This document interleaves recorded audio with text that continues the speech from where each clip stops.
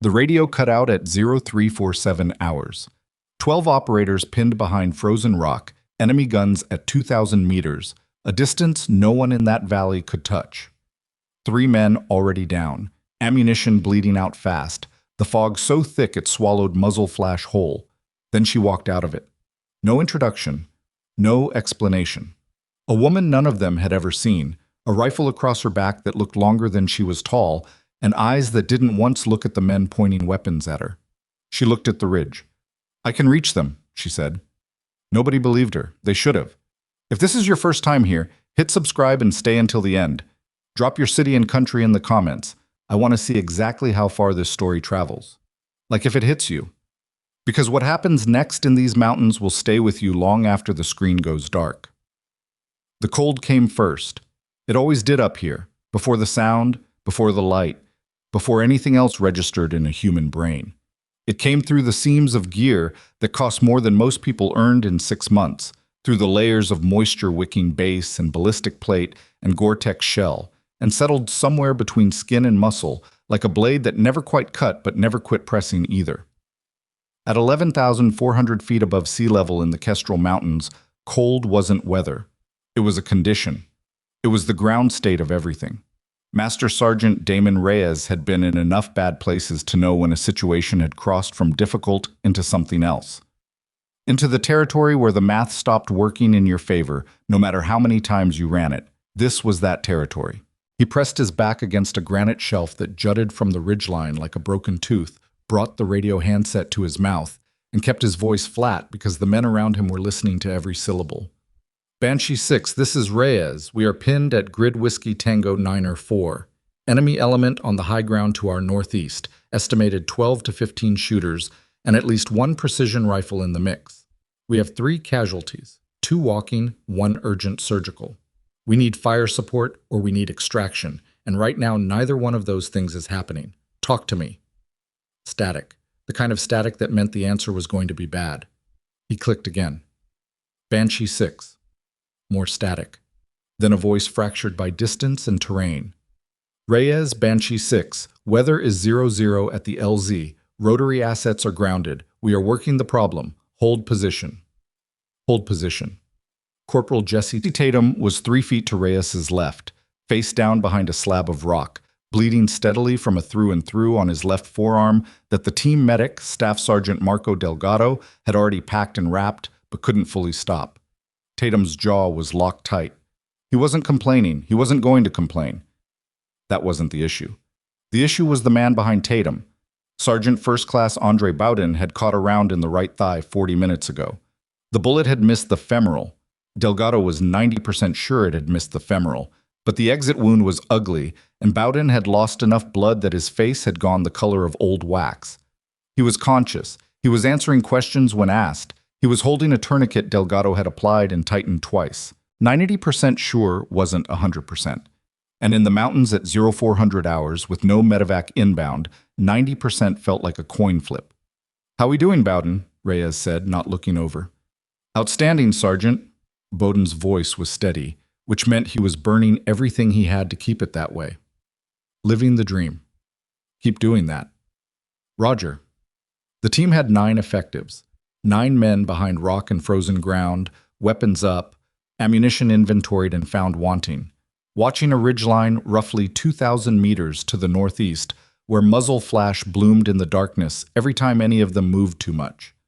The fog was dense enough that the distant shooters existed mostly as sound and signature, the crack thump of supersonic rounds arriving before the report reached them, the occasional orange bloom in the murk that told you where to not be. 2,000 meters.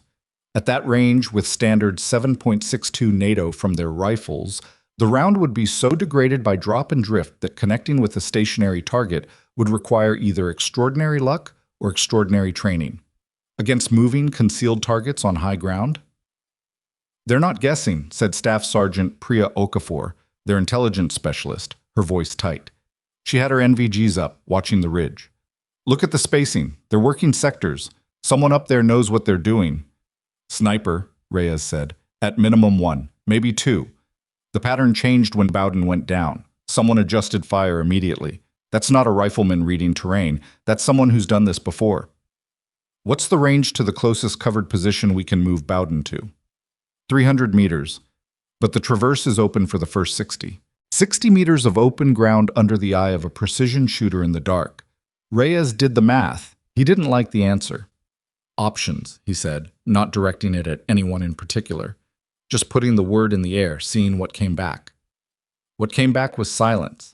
Not the silence of men who had nothing to say. The silence of men who had looked at the same math and gotten the same answer. Sergeant Danny Kowalski spoke from 2 positions down the line. We could try to suppress, mass fire, sustained, make them keep their heads down long enough to move Bowden. And burn through what we've got left, said Corporal Marcus Webb. Then what? Then at least Bowden's in cover. Then we're dry when they push, Okafor said. And they will push. They've been bleeding us for 40 minutes. They know we're static. They know we're not getting out. They're going to move on us eventually. When? Reyes said. Dawn, Okafor said. They'll want light. They'll want to confirm what they've got. Which gave them roughly 90 minutes. Reyes keyed the radio again, ran through the request a second time, calmer, more precise, spelling out Bowden's condition and the ammunition situation and the timeline as he understood it. The reply came back in fragments. Weather hold, no change, working the problem, stand by, stand by. He clipped the handset back to his chest rig and stared at the fog. That was when Kowalski said, "Hey, who the hell is that?" Not a question. The tone of a man who was already reaching for his rifle while asking it. Reyes turned.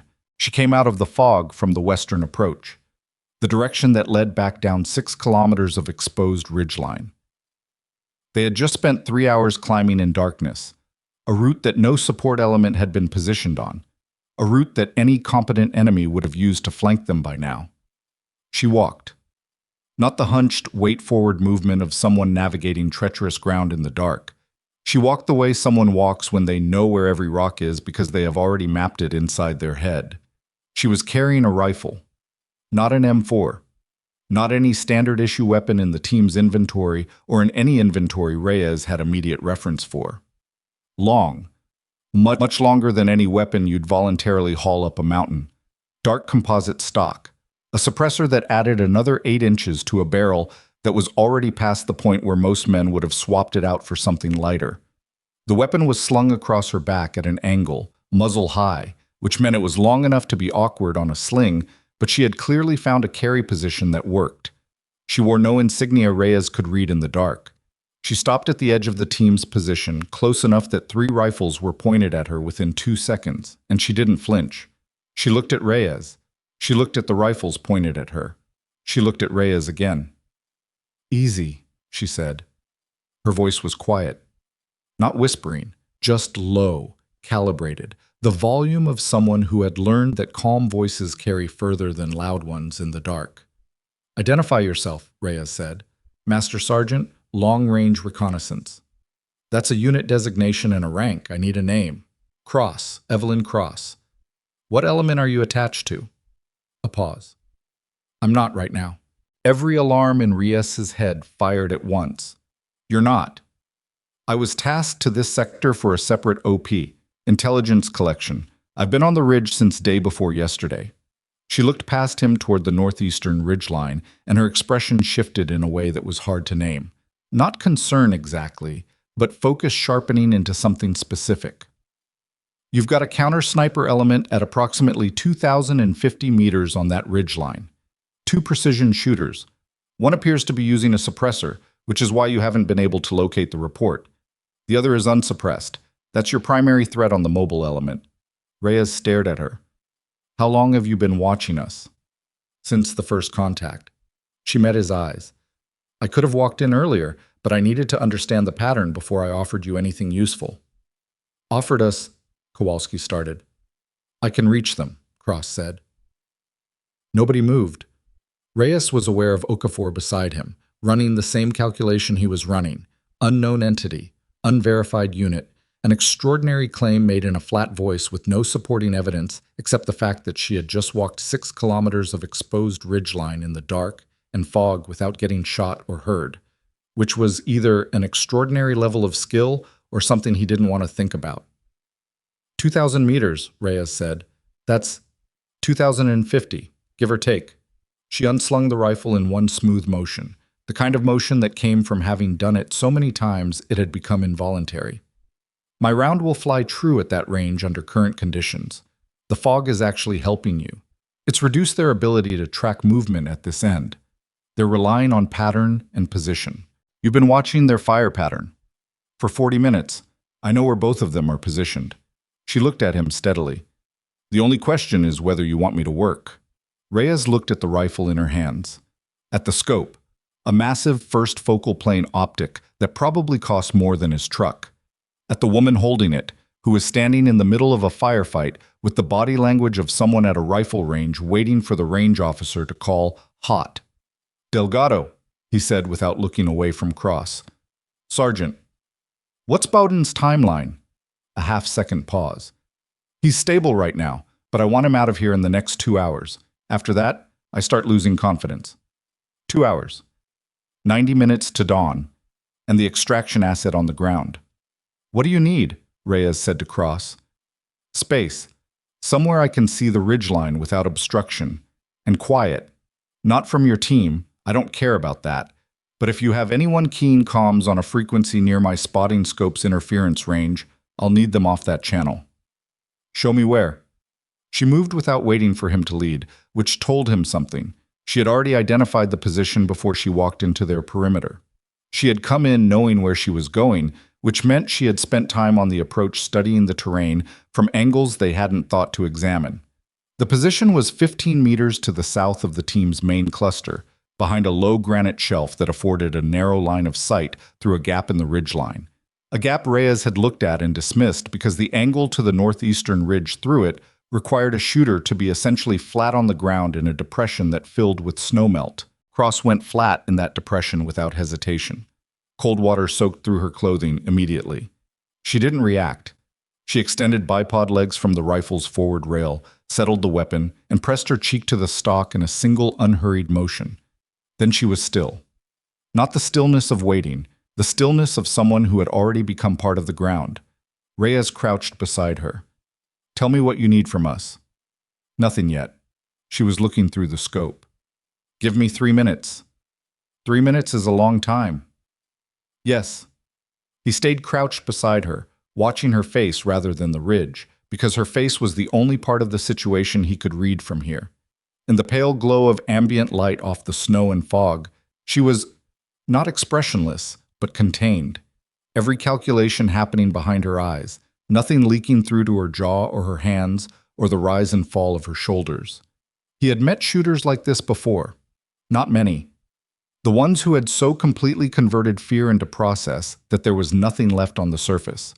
You couldn't tell from looking at them whether they were serene or whether they were burning at a temperature you'd never understand.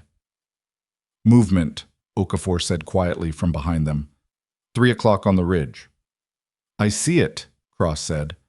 Her voice hadn't changed. Is that? Don't talk to me right now, she said.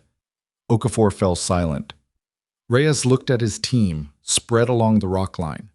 Kowalski had his rifle up, watching the same movement, but he was too far and he knew it. His muzzle was tilted at an angle that was more wishful than tactical. Webb had moved to cover Bowden's position without being told, which was good instinct. Delgado was watching Bowden's face, timing something with 2 fingers on the man's wrist. Everyone was holding. Cross exhaled, long, slow, controlled, not emptying her lungs entirely, stopping at the natural respiratory pause, that fraction of a second window where the body is between cycles and the heartbeat-induced tremor is at its minimum. Reyes had been told about this. He had trained for it in a way that felt like an abstraction compared to watching it done at this level. The respiratory pause, the neural stillness before the trigger breaks. He watched her right hand. Her index finger was on the trigger, had been on the trigger for the last 90 seconds, resting, not pressing, making no distinction between the metal and her own skin. She pressed. The rifle fired. The suppressor dropped the report to something between a thunderclap and a cough, still loud in the mountain silence, but directionally ambiguous, the sound bouncing off 3 different granite faces before it reached anyone who mattered.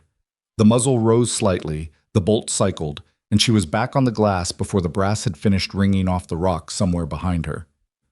3 seconds. The movement on the ridge stopped. "Contact northeast," Okafor said, her voice tight. "Looks like—" "I see him," Cross said. The second shot came 12 seconds after the first. Not rushed. Deliberate. She had moved her point of aim 8 inches to the left and held for a wind shift that Reyes hadn't even felt on his face. The second figure on the ridge stopped moving. Nothing came from the northeast for 11 seconds. Then Kowalski said slowly, "Holy sh... don't." Cross was already moving the scope methodically across the ridgeline, searching. "I need 30 seconds of silence." Kowalski closed his mouth. Reyes looked at the ridge, at the fog that had swallowed any evidence of what had just happened, at the absolute absence of incoming fire that, 45 seconds ago, had seemed like something that would never stop. He looked back at Cross. She was still scanning, still flat in the snowmelt, still completely, impossibly calm. Reyes pressed the transmit button on his radio. "Banshee 6, Reyes, counter-sniper element on the northeastern ridge is neutralized. Repeat, 2 precision threats down. How copy?" Static. Then, "Reyes, Banshee 6, we copy. Can you confirm?" "Confirm when daylight permits," Reyes said. "Right now I'm telling you what I observed. Standing by for update on extraction timeline. Bowden's condition is holding, but I need that window." He released the transmit and looked at Cross again. She had pulled her eye from the scope and was lying with her cheek against the stock, eyes open, staring at the middle distance. "Anything else on that ridge?" he said. "There's a third element. Further back. Probably a spotter or command relay. But they're outside my engagement envelope from this position." She paused. "They know something happened. They don't know what yet. How long before they figure it out? Maybe 10 minutes? Maybe 20? Depends on their communication protocol." Reyes stood. His knees cracked. He walked back to his team without saying anything for 10 steps. And then he said, "Kowalski, get Bowden ready to move on my word. Webb, I want eyes on that western approach. If their command element redirects, they may try to flank us while we're dealing with the confusion. Okafor, I need you on the radio with Banshee 6. Push for an updated LZ and push hard." "What about her?" Kowalski said. "She stays where she is. Sergeant, we don't know who she just killed 2 shooters at 2,000 meters in the dark, in the fog, in about 45 seconds. Reyes looked at Kowalski steadily. "She stays where she is." Kowalski looked past him at Cross, who was already back at the scope, scanning, as if the conversation about her was happening somewhere she couldn't hear. "Yeah," Kowalski said quietly. "Okay." Reyes walked back to Cross, crouched beside her again. "I need to ask you something," he said. "Ask. 3 days alone up here, intelligence collection. What were you looking at?" A pause, long enough to mean something. "The compound in the valley," she said. 15 clicks south." Reyes went still. "That's our objective." "I know." "You've been up here watching it for 3 days." "Yes." "And what did you find?" Cross was quiet for a moment. She adjusted the scope elevation by a fraction of a click, the faintest whisper of the adjustment turret. And then she said, "You don't want to know what I found in terms of what's waiting for you down there. You want to know what I found in terms of what it means for how you approach it. Tell me." She pulled back from the scope, looked at him directly for the first time since she'd started shooting. In the pre-dawn gray, her eyes were the color of the fog they'd both been breathing for hours. Not blank, but layered, like there were several conversations happening behind them, and she was choosing which one to let out. "They know you're coming," she said. "They've known for at least 36 hours. Those shooters—" She tilted her head toward the ridge. "They weren't here by accident. Someone told them where to wait." The word landed between them, and neither of them moved. Somewhere to Reyes's left, Bowden coughed once, a controlled sound, the sound of a man managing his body, like it belonged to someone else, and then went quiet again. The fog pressed in from the west, dense and cold and carrying nothing. Reyes said, "Who?" Cross looked at him, looked past him, looked back.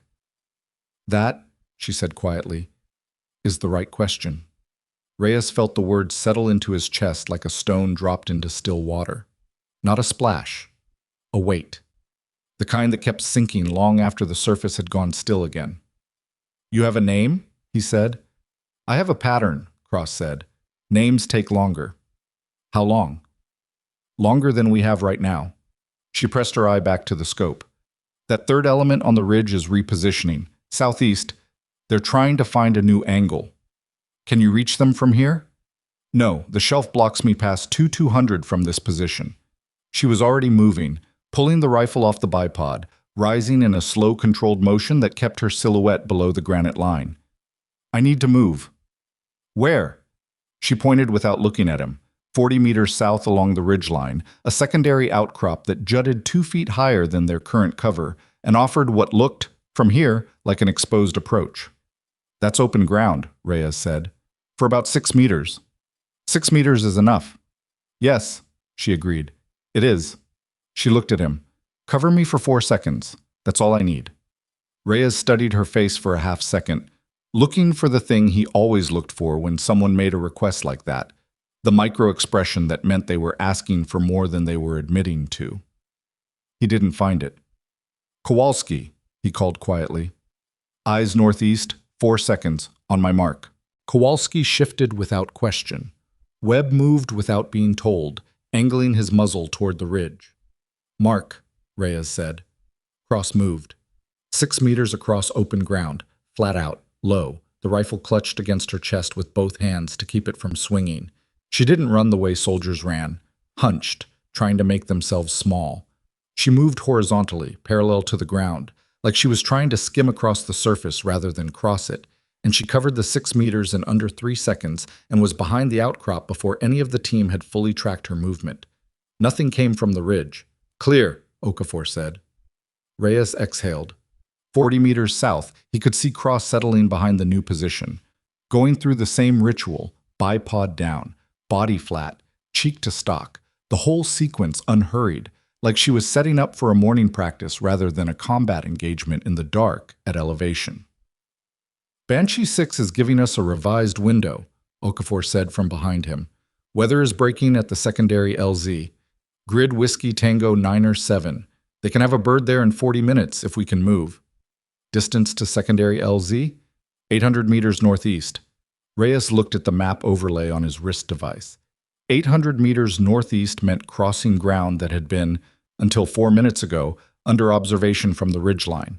Crossing it with a man on a stretcher, improvised from rifle slings and a sleeping pad. What's the route look like?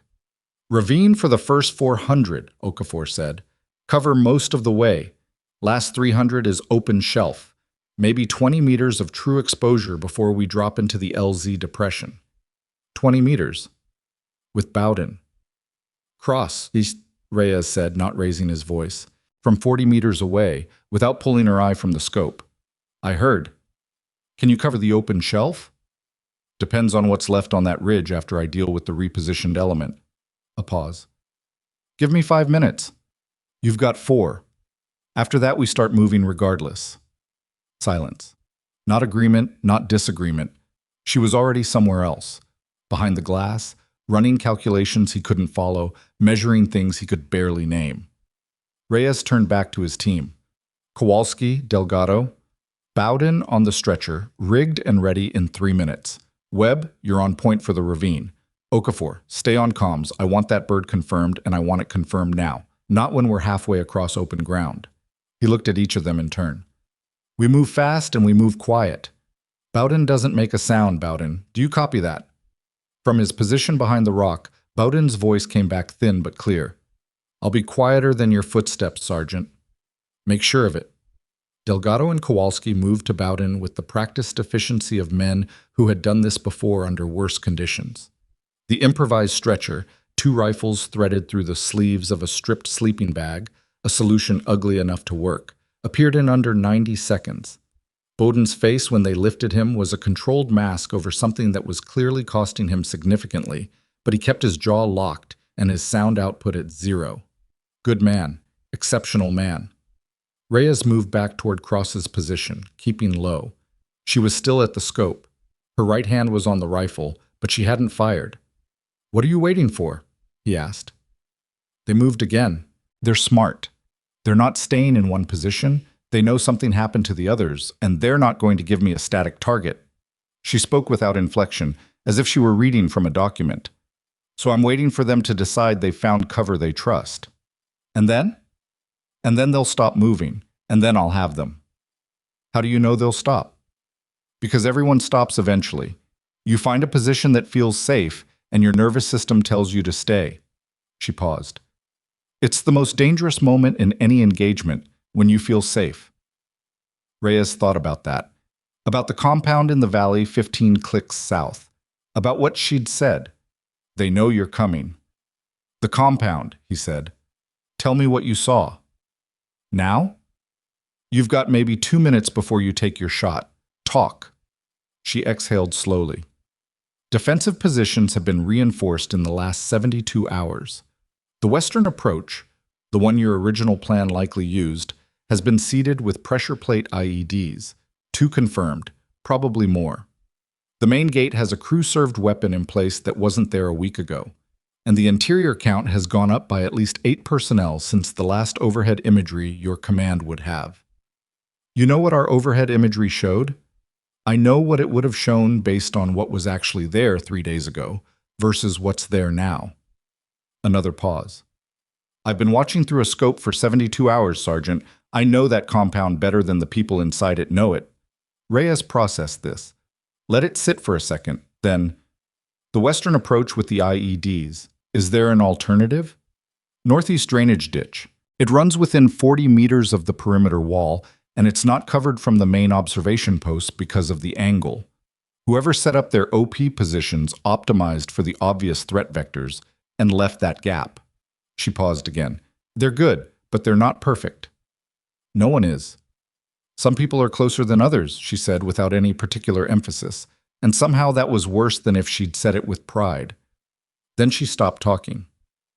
Reyes watched her go completely still, a quality of stillness that went past physical into something that felt almost metabolic, like she had slowed her own biology down to a level that shouldn't be possible while lying in freezing water on the side of a mountain.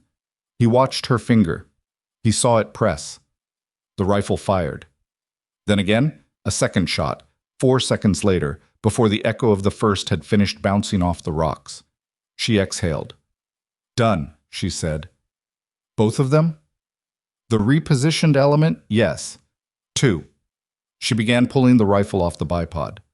That ridge is clear. Whatever's left up there is not a precision threat. Reyes was already moving back to his team. Okafor. Bird is confirmed. 40 minutes, grid whiskey tango 9 or 7. We move now. He looked at Kowalski and Delgado, who had Bowden rigged and ready, Bowden flat on the stretcher with his rifle across his chest, because the man refused to be dead weight even when he was literally being carried. Webb, point, move. Webb moved. The team flowed into the ravine, 400 meters of broken ground and ice-slicked rock that required more scrambling than walking, carrying a man on a stretcher with 2 operators on each end, switching out every 100 meters because the terrain was that brutal. Reyes moved at the rear, watching behind them, watching the ridge, watching the fog. Cross was 40 meters behind him, and she moved like a shadow. Not fast exactly, but efficient. Every step placed where it needed to be, the long rifle repositioned across her back in the awkward high carry that kept the muzzle clear of the terrain below her. She didn't ask for help navigating the ravine. She didn't slow the team down. She also didn't talk. At the 300-meter mark, the ravine shallowed out and the open shelf appeared ahead. 20 meters of pale gray rock under a sky that was beginning to lighten from black to deep bruised purple at the eastern horizon. Dawn was coming. Not here yet, but coming. The team stacked against the last piece of cover. Reyes moved to the front. 20 meters, he said. We move fast and we move together. Stretcher team in the middle, security on the flanks. He looked at Kowalski. Bowden makes it across first. Sergeant, Bowden started. I'm not asking. A pause. Roger that. Reyes looked back at Cross. She had already moved to a position where she could cover the open shelf. Elevated slightly above the ravine exit, the rifle unslung and up, scanning the ridgeline. Clear, she said. Move, Reyes said. They moved. 20 meters felt like 200 with a man on a stretcher and the sky getting lighter by the second. The stretcher team ran as smoothly as men could run on uneven ground with a combined load of 280 in personnel and gear, and Bowden kept his mouth shut and his rifle in his hands and didn't make a sound. And Reyes counted the meters in his head the way he counted breaths in bad places. Mechanically, one after another, because counting is something to do with your mind that isn't panic. 15 meters. 10. Then a sound from the ridge, not a shot, something else. Radio chatter carrying faintly on the morning air, a frequency they weren't on. A language Okafor later identified as a regional dialect she'd heard twice before in two other operations that had both gone sideways. 5 meters. They dropped into the LZ depression, and the ground swallowed them, and Reyes turned, and Cross was still on the shelf. Not running, not ducking, standing upright with the rifle at her shoulder, scanning the ridge with the kind of deliberate patience that made every instinct in his body want to shout at her to get down. She didn't get down. She stood there for 3 more seconds, scanning. Then she lowered the rifle and walked, not ran, off the shelf and into the depression and crouched beside Reyes. "Anything?" he said. "Radio relay on the ridge, northwest corner. They're reporting in." She looked at him. "They know they've lost people. They don't know to what. They're requesting instructions." "You speak the language?" "Enough." Reyes stared at her. "What instructions are they requesting?" Cross looked at him steadily. The lightning sky was turning her face from gray to something more human, and in that early light he could see what he hadn't been able to see in the dark, that she was tired. Not compromised, not degraded, but genuinely, deeply tired in the specific way of someone who had been running on cortisol and discipline for 3 days and was still running on it now because stopping wasn't an option yet. "They're asking whether to continue the operation," she said, "or abort." "And?" The answer they got back was 4 words. She paused. "I need to translate carefully." "Translate." She met his eyes. "Proceed. The asset is inside." The rotors of the inbound helicopter were a distant thrum to the east, still 10 minutes out, cutting through the fog over the valley below. Around them, the team was set in cover, Delgado checking Bowden's tourniquet for the 3rd time, Webb on the perimeter, Okafor on the radio guiding the bird in. Normal sounds, the sounds of a mission that was almost over, except it wasn't over. Reyes looked at the team he'd brought up this mountain.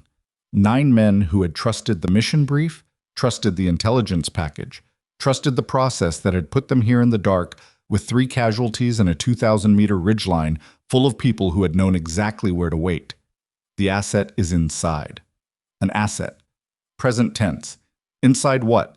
Inside the team, inside the command structure, inside the intelligence chain that had built the operation around a target that was now waiting for them. He looked at Cross. You knew about this before tonight," he said. It wasn't a question. She didn't answer immediately. Looked at the lightening eastern sky. Looked back at him. "I suspected," she said. "Now I know." "And the compound?" "Is still the objective. But the way you go at it has to change." She looked at him steadily. "And who you tell about the change matters more than the change itself." The helicopter was louder now, less than 5 minutes out, the rotor wash beginning to stir the fog at the valley's edge into slow, spiraling columns. Reyes looked at his team, at Bowden, who was lying still and pale but breathing evenly, at Delgado checking his watch, at Kowalski, who was watching Cross with an expression that had migrated somewhere between suspicion and something he didn't have a word for yet. He looked at Cross. "You're coming with us," he said. She looked at him. "That's not my—" "You said the objective is still valid. You said the approach has to change." He held her gaze. "You've spent 3 days on that mountain watching that compound. You speak the language. You just eliminated 4 precision shooters in the dark at distances that shouldn't be possible." He paused. "You're coming with us." Cross looked at the team, at Bowden, at the helicopter sound coming up the valley, at the fog that was beginning, slowly, to burn off the ridgeline above them as the first gray edge of dawn crept over the eastern peaks. She looked at the rifle in her hands. "I need resupply," she said. "Ammunition. We'll sort it. And I work independently. I don't clear my engagements through a chain that might have a hole in it." "Agreed." Another pause. "The compound op," she said.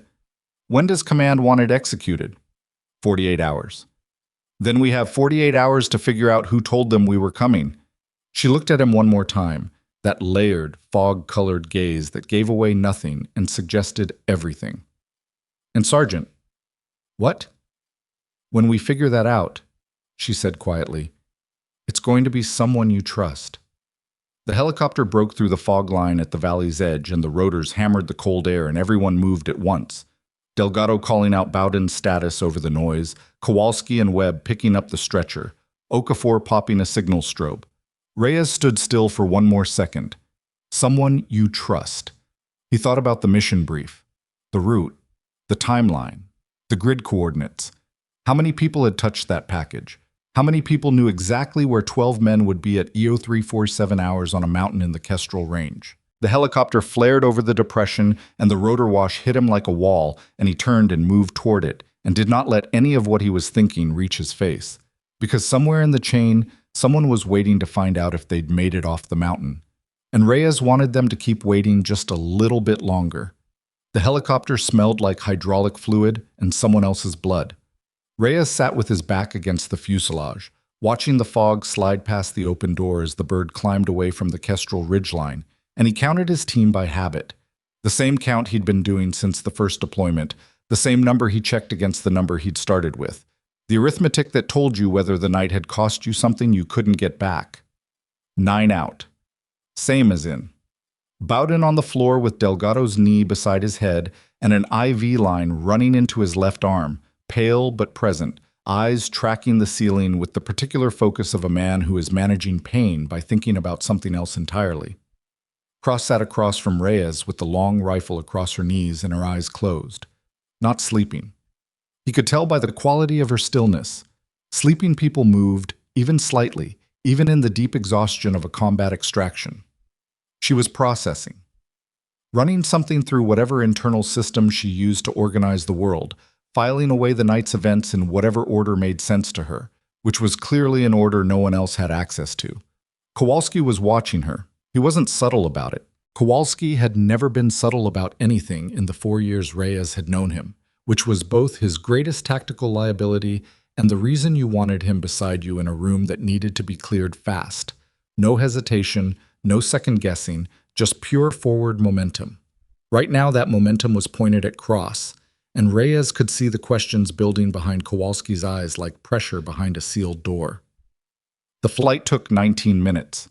When the helicopter settled onto the pad at Forward Operating Base Calder, the rotors hadn't fully spun down before a medical team was pulling Bowden's stretcher out the door.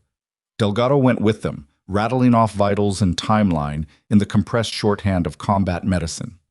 Reyes watched them go, then climbed out and stood on the tarmac in the gray morning light, and felt, for the first time in 6 hours, something adjacent to warmth.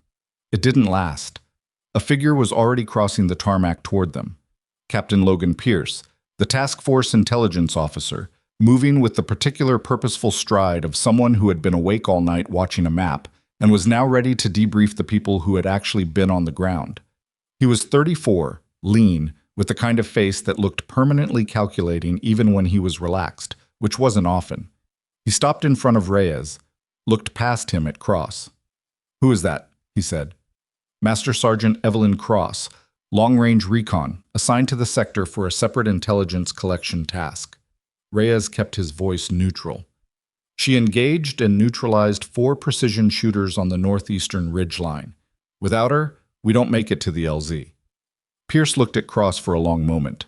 Cross had climbed off the helicopter and was standing 6 feet away, rifle slung, watching Pierce with an expression that communicated nothing beyond basic attentiveness. "What unit?" Pierce said. "I'd rather answer that question somewhere that isn't a tarmac," Cross said. Pierce's jaw tightened. "I'm the task force intelligence officer. You can answer it here." "I understand what you are." She looked at him evenly. "I'd still rather answer it somewhere that isn't a tarmac."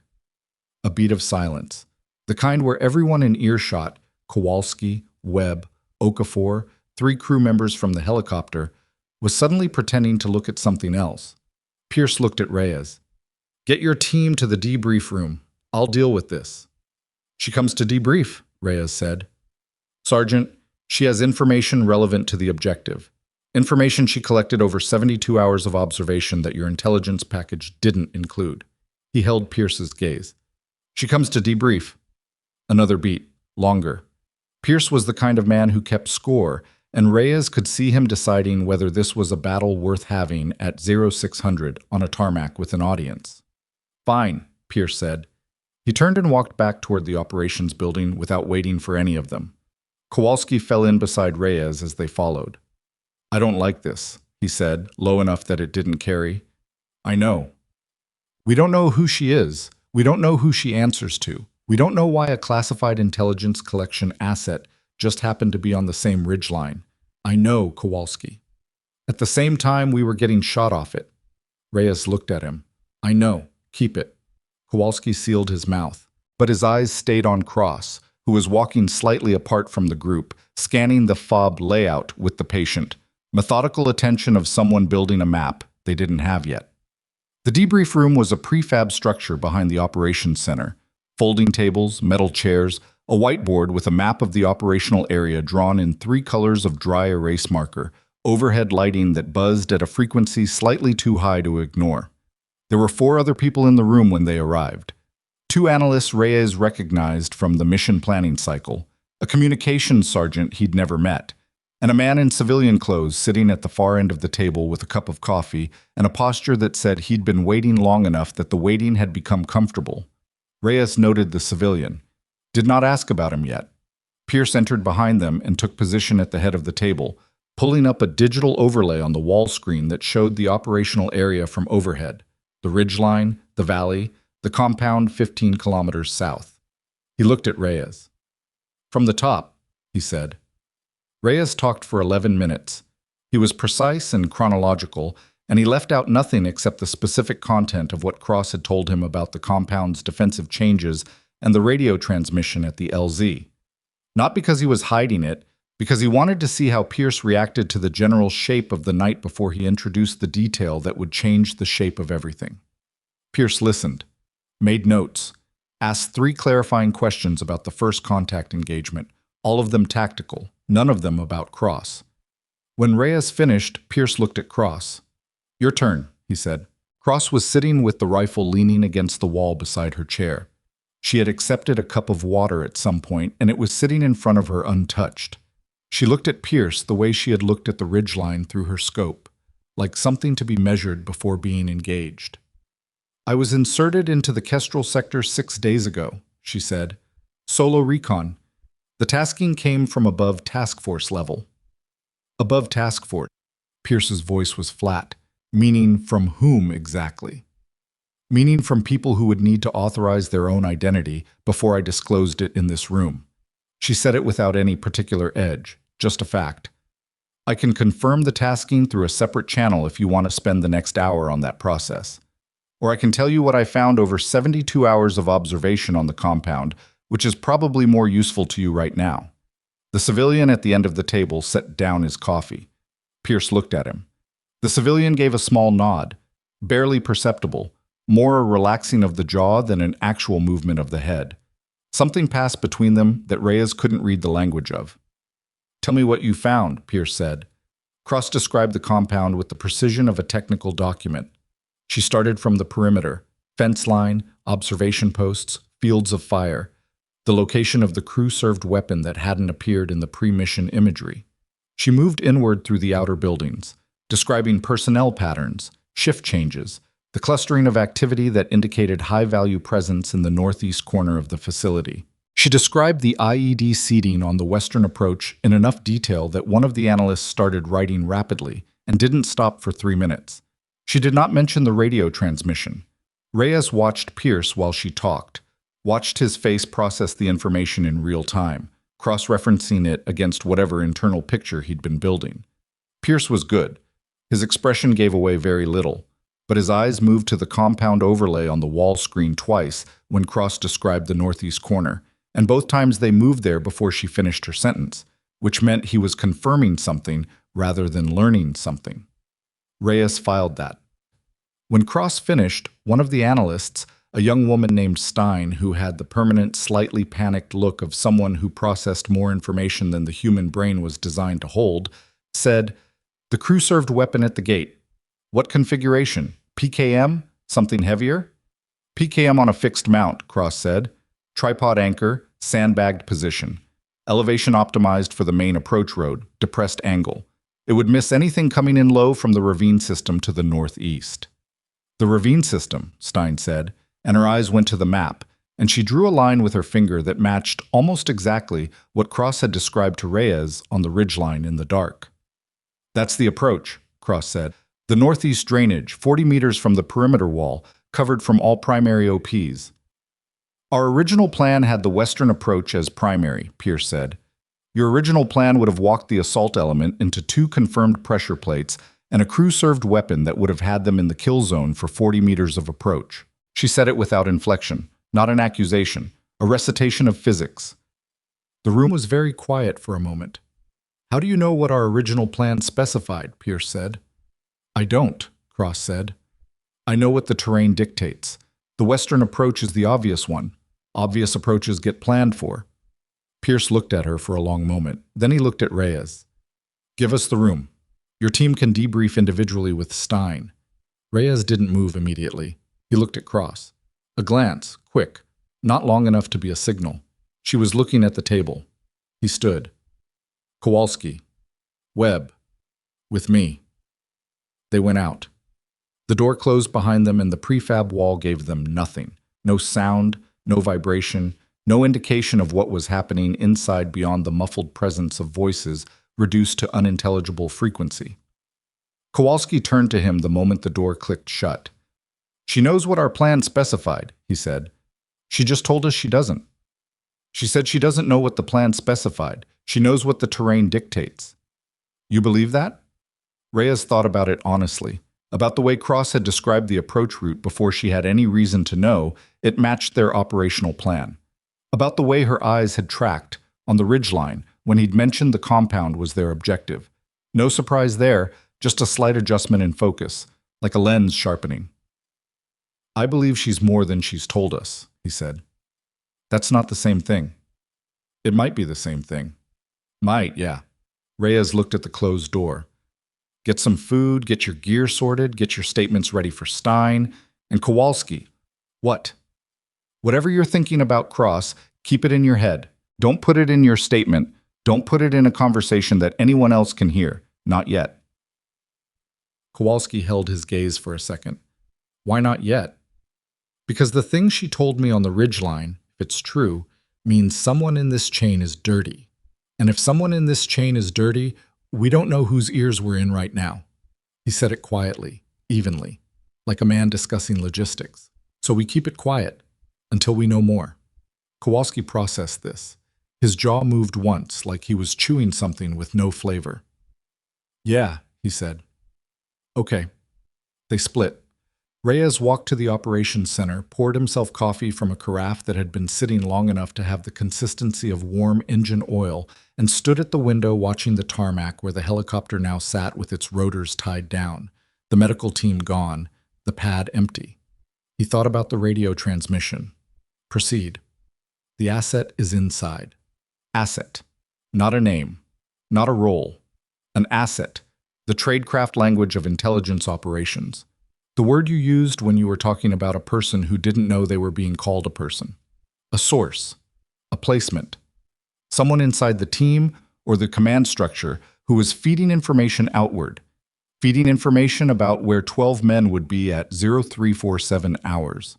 He looked at his coffee, drank half of it despite the taste because his body needed the caffeine more than his mouth needed flavor. The debrief room door opened 40 minutes later. Pierce came out first, alone, walked directly to the operations center without looking at Reyes. Then 2 minutes later, the civilian emerged, pulled on a jacket, checked his phone, walked toward the vehicle pool at the south end of the FOB with the unhurried pace of a man who had done everything he came to do. Cross came out last. She walked to where Reyes was standing and stopped. She looked at the tarmac. She looked at the coffee in his hand. How'd it go? He said. Pierce is competent, she said. He's building a picture. He just doesn't have all the pieces yet. Did you give him the radio transmission? A pause. No. Why not? She was quiet for a moment, not evasive, thinking about how to say it accurately. Because the transmission tells us two things. One, Someone in the intelligence chain fed the compound's defenders the operation timeline. 2. As of that transmission, the asset is still active, still inside, still trusted. She looked at him. If I put that in a room with Pierce and the analysts and whoever that civilian was, I've told the information to everyone in that room, and I don't know yet which of them I can trust with it. You trust me with it. You were on the mountain, she said. You took fire. The people taking fire are generally not the people directing it. Reyes looked at her. Generally, she agreed without apology. He appreciated that. The honesty of it. The acknowledgement that she was operating on probability rather than certainty. That her assessment of him was reasoned rather than emotional. That trust in her world was a calculation rather than a feeling. He understood that language. It was his language, too, even if he didn't always admit it. Pierce is going to dig into your background, he said. He already started. He was making calls during the debrief. I could hear the keyboard. And what's he going to find? She looked at him for a long moment. Something in her face shifted.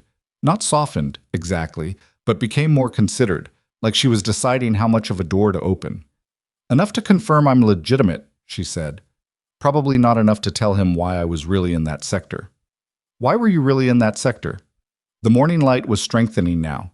The fog had burned off the lower valley, and the sky above the phobie was a washed-out blue that would probably be brilliant in another hour. In that light, Cross looked like what she was. Someone who had been outside for 3 days and had slept maybe 6 total hours and had shot 4 people in the dark and was running on the kind of deep muscle fatigue that sleep couldn't fix in less than a week. She also looked like someone who had made a decision and wasn't entirely at peace with it. I was looking for the asset, she said. Reyes didn't move. You knew before you went up there. I suspected. I had a pattern. The right kind of pattern. The kind that doesn't show up in normal traffic analysis because whoever is running the asset is careful. But patterns exist whether you're careful or not. You can minimize them. You can't eliminate them. She looked at the tarmac. 3 days in the Kestrel sector confirmed what I suspected. Someone attached to this task force has been running a secondary communication channel. Small transmissions, irregular intervals, nothing that triggers automated monitoring. But when you overlay them against operational timelines, against the moments when missions encountered unexpected resistance, she trailed off. It's not noise. How many operations? This is the 3rd. What happened in the other 2? She looked at him directly. In the first one, an assault team hit a target location and found it empty. Everyone out clean. Target had been moved 12 hours before arrival. Happens, Reyes said. It does. The second one doesn't. She paused. 4 operators. Ambush on an approach route that only 6 people knew. No survivors from the assault element. The FUB sounds continued around them. Generators, a vehicle somewhere on the north perimeter, distant voices. Normal sounds. The sounds of a place that didn't know what it was carrying. Reyes looked at his coffee for a moment. 4 operators, he said. Yes. And nobody put it together. Someone did. She looked at him steadily. I did. That's why I was in the sector. He turned this over, the weight of it. Not the operational weight, that was manageable. That was a problem with steps and a solution at the end of the steps. The other weight. The kind that came from understanding that somewhere in this building, probably within 100 meters of where he was standing, there was a person who had known 4 men were going to die on an approach route and had said nothing. Do you know who it is? He said. I have a list, Cross said. 3 names. People with the access, the position, and sure, from what I can reconstruct, the opportunity to have made each transmission. She paused. I need more time to get it to 1. How much time? Less than 48 hours, which is convenient given your operational timeline. Reyes looked at her. You're going to use the compound operation as a mechanism to identify the asset. The compound operation is going to happen regardless. The asset knows the timeline, or will know it, once the updated plan is distributed. If we control what goes into that plan, control who sees which version of which detail. She left it there. Reyes understood the rest. You put different information into different hands, and you watch to see which information arrived at the enemy's ears. Intelligence tradecraft, old as the practice itself. The kind of thing that worked when you had the patience to let it work and the discipline not to move before you had confirmation. Pierce, Reyes said. Is he on your list? Cross looked at him, held the look for 2 seconds. I'd rather not answer that in the open, she said, which was its own answer. Reyes set down the coffee cup on the window ledge. He looked at the tarmac, at the tied-down helicopter, at the phobie perimeter where 2 sentries were doing their morning walk with the slightly glazed focus of men at the end of a night shift. You need somewhere to sleep, he said. I need to be in the planning cycle, she said. Sleep is secondary. You've been in the mountains for 3 days. And you've been in a firefight all night. We're both functional. She looked at him. I need access to the communication logs from the last 72 hours. The ones that cover the full operational period, not just the tactical nets. That goes through Pierce. Which is a problem. Which is a problem, he agreed. Stein? A pause. Possibly. She's not on my list. I'll talk to her. Cross nodded. Just once, a small acknowledgement, not gratitude exactly. More like the notation of a debt that might need to be repaid at a later point, stored away in whatever accounting system she ran inside her head, alongside the wind calculations and the personnel patterns, and the 3 names she wasn't ready to say yet. She started to turn away, then stopped. Sergeant. Reyes. Reyes. A slight correction, taking the name, using it like she was testing the weight of it. The people who were on that ridgeline, they weren't just trying to stop your team. He waited. The angle of their positions, she said, the spacing, they weren't optimized to engage a team moving through the valley. They were optimized to engage something moving along the high ground approach. Something alone. Something that might be coming from the direction I was coming from. She held his gaze. They knew about me. Or they suspected someone was up there. My collection op wasn't as clean as I thought. The implication settled between them without either of them needing to say it outright.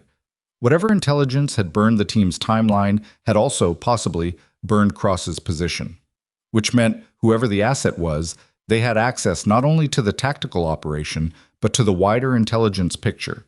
The layered, compartmented picture that should have been visible to very few people at very high access levels. Your list of 3, Reyes said. How high do they sit? Cross looked at him. High enough, she said, that when I hand it to the right person, it is going to take this task force apart at the seams. She walked away across the tarmac. The morning light caught the rifle slung across her back, the long barrel jutting past her shoulder, absurd-looking and completely purposeful at the same time, like a piece of equipment that had been designed for a person most people assumed didn't exist. Reyes watched her go. He thought about Bowden in the medical bay, pale and steady, holding himself together through sheer discipline. He thought about the 4 operators from the second operation, the ambush, the approach route only 6 people knew. He thought about a radio transmission carrying 4 words across a mountain in the dark. Proceed. The asset is inside. He pulled out his notebook, paper, not digital, a habit he'd kept since a deployment 4 years ago when a compromised device had cost a team their exfil window, and wrote 3 things. He wrote, who distributed the route? He wrote, who confirmed the timeline? He wrote, who knew about Cross? He looked at the 3 lines. Then he wrote a 4th, below the others, and underlined it twice. Who gains if the compound op fails? He closed the notebook. Kowalski was crossing the tarmac toward him, 2 plates of food from the chow line, looking like he'd managed to wash his face and had decided that was sufficient personal hygiene for the moment. He held 1 plate out to Reyes without ceremony. Stein wants us in 20 minutes, he said. Individual statements. Yeah, Reyes took the plate. Kowalski, in your statement, the radio transmission at the LZ, you heard it? Kowalski thought for a second. The chatter? Yeah. Okafor translated later, said it was a regional dialect. In your statement, you heard radio chatter in an unknown language. You noted it, that's all. Kowalski looked at him. We're not yet. A long pause. Kowalski chewed something, looking out across the phobie. He had the face of a man working through a set of implications he didn't entirely like, and was deciding whether liking them was a requirement. She told you something on the mountain, he said. Not a question. Eat your food, Reyes said. Sergeant Kowalski, eat your food and give your statement and stay close today. Don't go anywhere alone if you can help it. Kowalski went very still. That bad, he said. I don't know yet, Reyes said honestly. That's the problem. They stood together on the tarmac eating food that had gone slightly cold and watching the morning come up over the phobie in bands of yellow and pale blue. And the generators kept running, and the sentries kept walking, and somewhere in the medical bay, Bowden's blood pressure was being monitored every 15 minutes. And somewhere in a building behind them, a man or a woman with a high access level was waiting to find out how much damage the night had done to a plan they'd spent considerable effort protecting. In the vehicle pool at the south end of the FOB, a dark green SUV pulled away from the lot and headed toward the main gate. The civilian. Reyes watched it go. Watched the gate guards wave it through without stopping it, which meant the clearance had been pre-established, which meant the departure had been anticipated, which meant someone had known the civilian would be leaving this morning after a meeting that, as far as Reyes knew, had not appeared on any formal schedule. He memorized the vehicle plate number, wrote it in the notebook below the 4 lines, looked at it for a moment, then closed the notebook again and finished eating, because you ate when you could, because that was one of the few things you could actually control, and because whatever was coming in the next 48 hours was going to require everything he had left. The plate number came back clean. That was the problem. Reyes had passed it to Okafor quietly, folded into a request that looked like routine post-mission administrative work. And Okafor had run it through the vehicle registry with the kind of careful nonchalance that meant she understood without being told that the request wasn't routine. The result came back in 40 minutes. The SUV was registered to a contractor support element attached to the regional command headquarters, authorized for FOB access under a standing protocol, no flags, no holds, nothing that would cause a second look from anyone running a standard check. Clean. Completely, frictionlessly clean. Which, in Reyes's experience, meant either the civilian was exactly what the paperwork said he was, or the paperwork had been constructed by someone who was very good at making things look exactly like what they weren't. He wrote nothing additional in the notebook. He didn't need to. The plate number was already there, and the question attached to it, who gains if the compound op fails, sat beneath it like a weight on a scale waiting for something to balance against it. Individual statements took the morning. Stein ran them efficiently, one operator at a time, in a windowless room off the main operations center that smelled like recycled air and printer toner. She was thorough without being theatrical about it. No leading questions, no pressure, just a methodical walk through the timeline with a digital recorder and a notepad. She filled in a cramped, precise hand. Reyes gave his statement in 17 minutes and left out the radio transmission and the 4 words, and he watched Stein's face while he talked and found nothing in it that suggested she already knew the pieces he was withholding. Not on the list, Cross had said. He chose to act on that until he had reason not to. Pierce called a full mission planning session for 1,400 hours. By 1100, Reyes had managed 4 hours of broken sleep on a cot in the team room, not enough to fix anything, enough to keep him functional, and was standing in the equipment room with Webb doing a full inventory of their remaining ammunition and gear when Cross appeared in the doorway. She had found somewhere to wash her face and her hands. Her clothing was still the same moisture-wicked layers, the same wear patterns of 3 days on a mountain, but she had the look of someone who had made a deliberate decision about which battle to fight and had decided that personal comfort was not that battle. She was carrying a folder. "Stein," Reyes said. "She gave me access to the communication logs." Cross stepped into the room, set the folder on the workbench between a row of magazine pouches and a field-stripped rifle Webb was in the process of cleaning.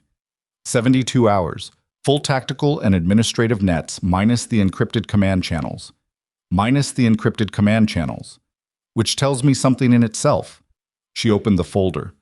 The transmissions I've been tracking wouldn't go through standard encrypted command net. Too much logging, too much oversight.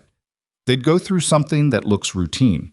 Administrative traffic, logistics coordination, the kind of traffic that generates volume and therefore provides cover. Webb had stopped cleaning the rifle. He was looking at the folder with the expression of a man deciding whether he wanted to know what was in it. "Webb," Reyes said. "Sergeant, give us the room." Webb reassembled the rifle in 11 seconds.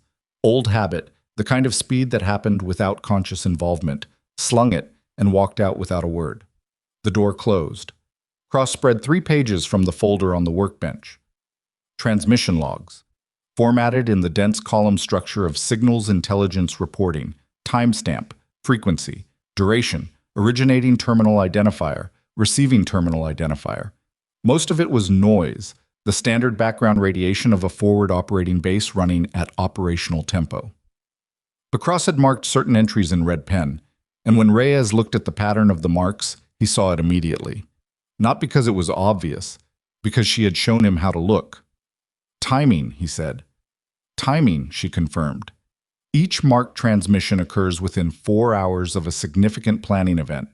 Mission brief, route confirmation, personnel assignment. Nothing that would flag as suspicious in isolation. But overlay the transmission timestamps against the operational planning record, and they're not coincidental. They're not coincidental. She pointed to a cluster of 3 entries near the top of the second page. These 3 correspond to the planning cycle for the second operation, the one with the ambush. She paused. The last one of the 3 was sent 40 minutes after the approach route was finalized in a planning session attended by 7 people. Reyes looked at the timestamp, looked at the terminal identifier, a string of alphanumeric characters that meant nothing to him in isolation. Can you trace that terminal? To a device category, yes. To a specific physical device, I need someone with deeper system access than Stein has. She looked at him. Which brings us back to Pierce, or around Pierce. She was quiet for a moment. That's harder. But possible? There's a signals warrant officer, Cavendish. He's attached to the support element, not directly to the task force.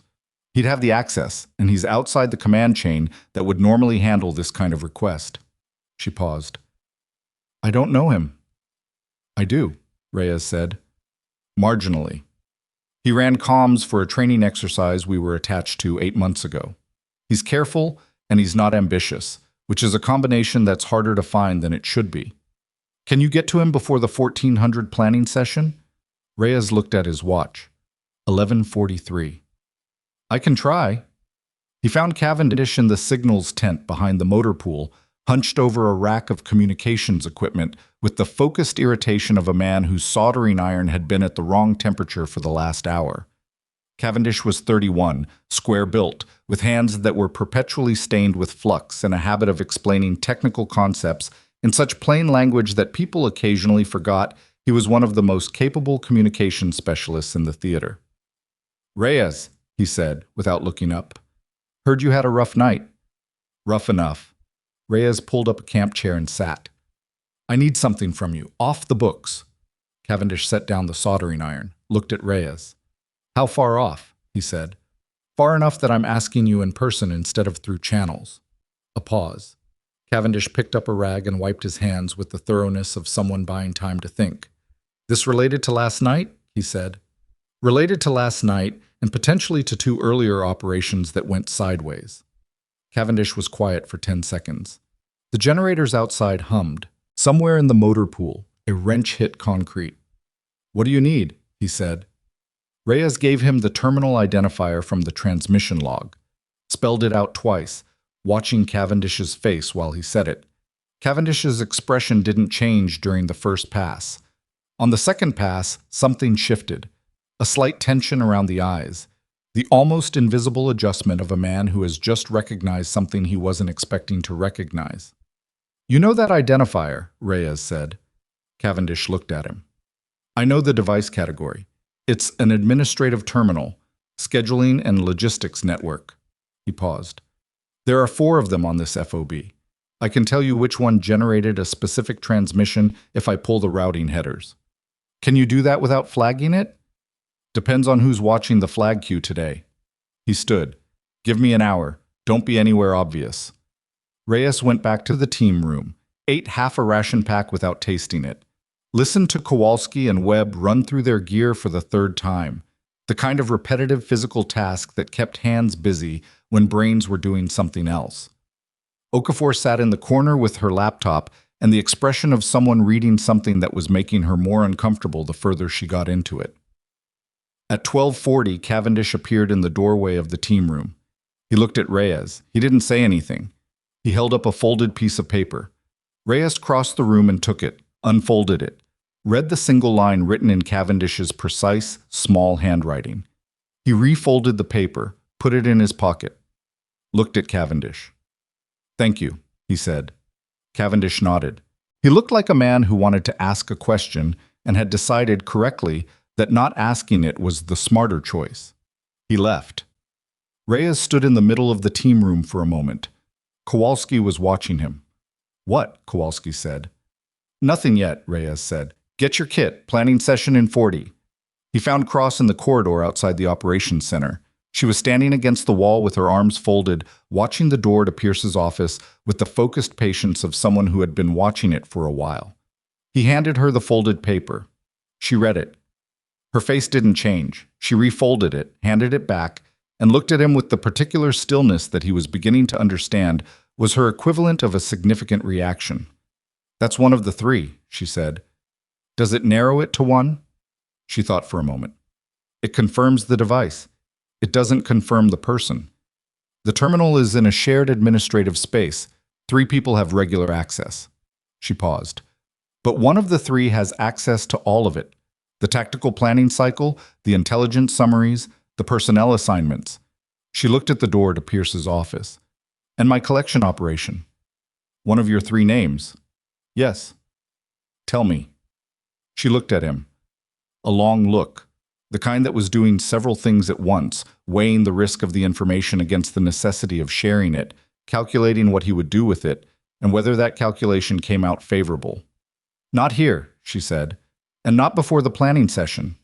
She looked at the door again. "Because whoever it is will be in that room, and I need to see how they behave when the new approach route goes on the board." Reyes understood. "You to put the information in the room, and you watch the room. Old principle. Patient principle. The kind that required you to sit across a table from someone who might have gotten 4 of your colleagues killed and keep your face arranged in the expression of a man who didn't know what he knew. It was the hardest kind of discipline, the kind that didn't feel like discipline, the kind that felt like swallowing glass and calling it water." "I can do that," he said, because he had done harder things, and because Bowden was in the medical bay and 4 other men were 3 operations back in the ground, and the least he owed them was the patience to do this right. "I know," Cross said. The 1400 planning session filled the debrief room to capacity. Pierce at the head of the table, the 2 analysts flanking the wall screen, the communications sergeant in the corner. Reyes's team minus Bowden and Delgado.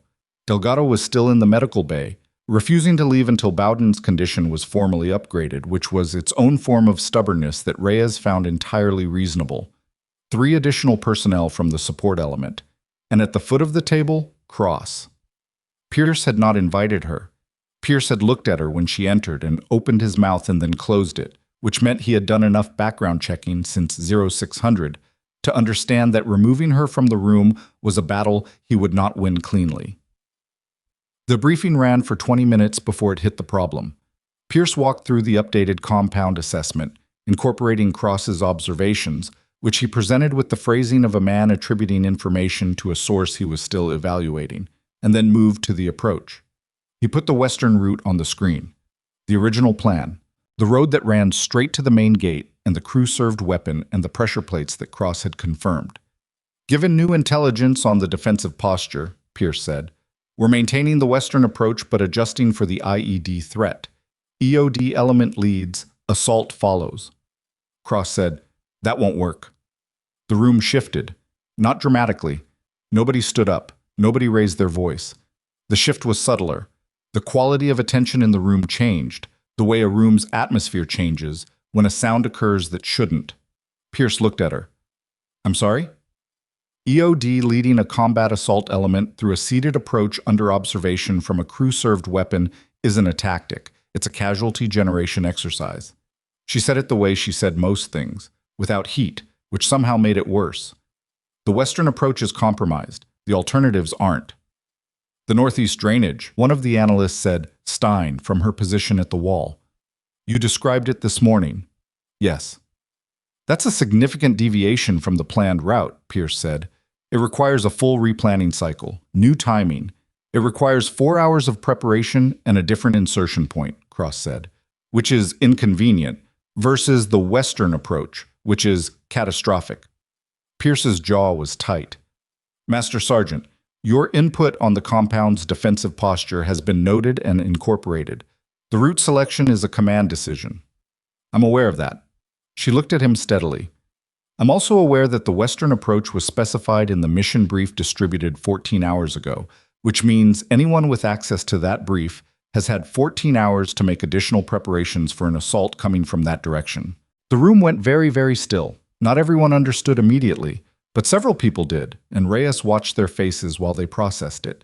Stein's pen stopping on the notepad, Webb's chin coming up slightly, Okafor's eyes moving from Pierce to Cross and back. And one other face. One face that went carefully, deliberately neutral, in a way that was just a fraction too deliberate. The way a face looks when it is actively working to produce an expression rather than simply having one. Reyes saw it. He did not look away. He looked at the face for exactly as long as he would have looked at any face in the room, then moved his gaze on, and he did not write anything in the notebook, and he did not change his own expression, and he found, to his own mild surprise, that he could do this, that the anger was present, completely present, but it was the cold kind, the kind that didn't need to move right now, the kind that could wait for the right moment, the way Cross waited for the right moment behind the glass.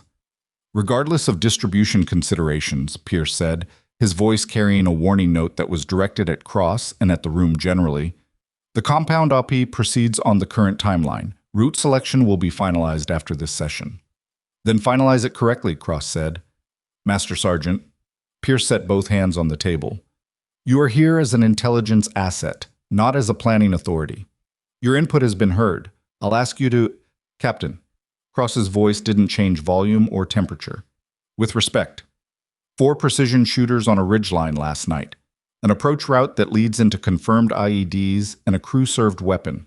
A mission brief distributed to everyone in this room and at least 3 positions above it.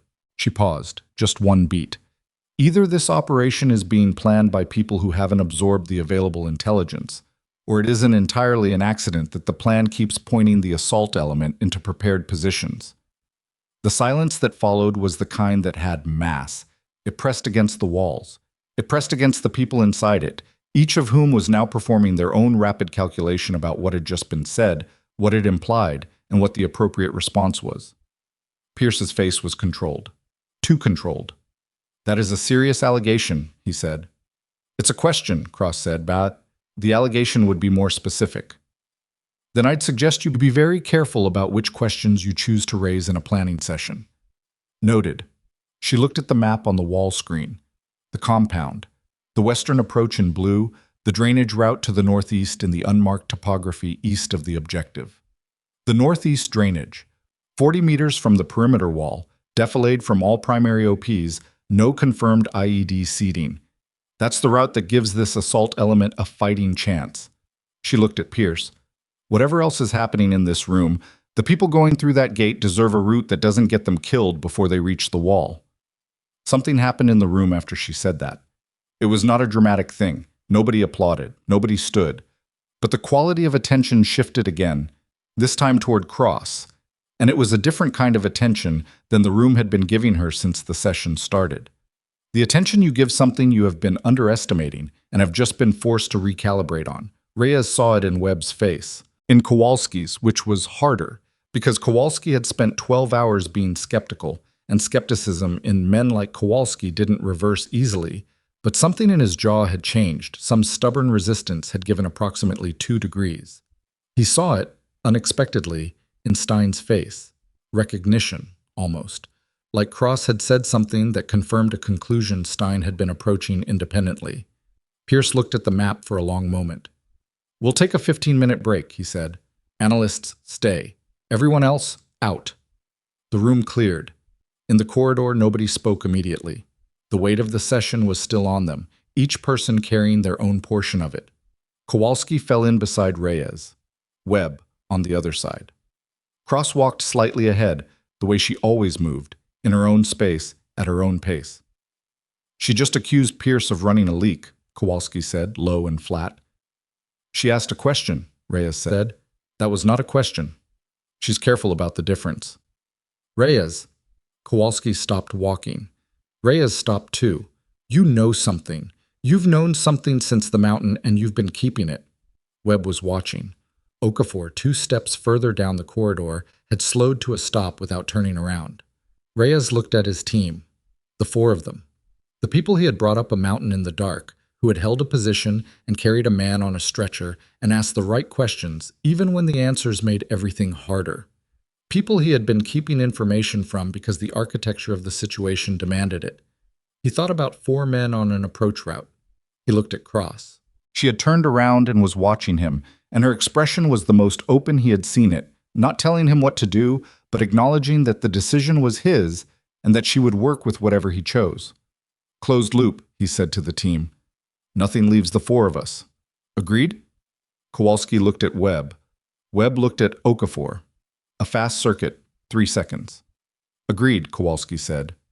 The radio transmission at the LZ, Reyes said. 4 words, proceed. The asset is inside.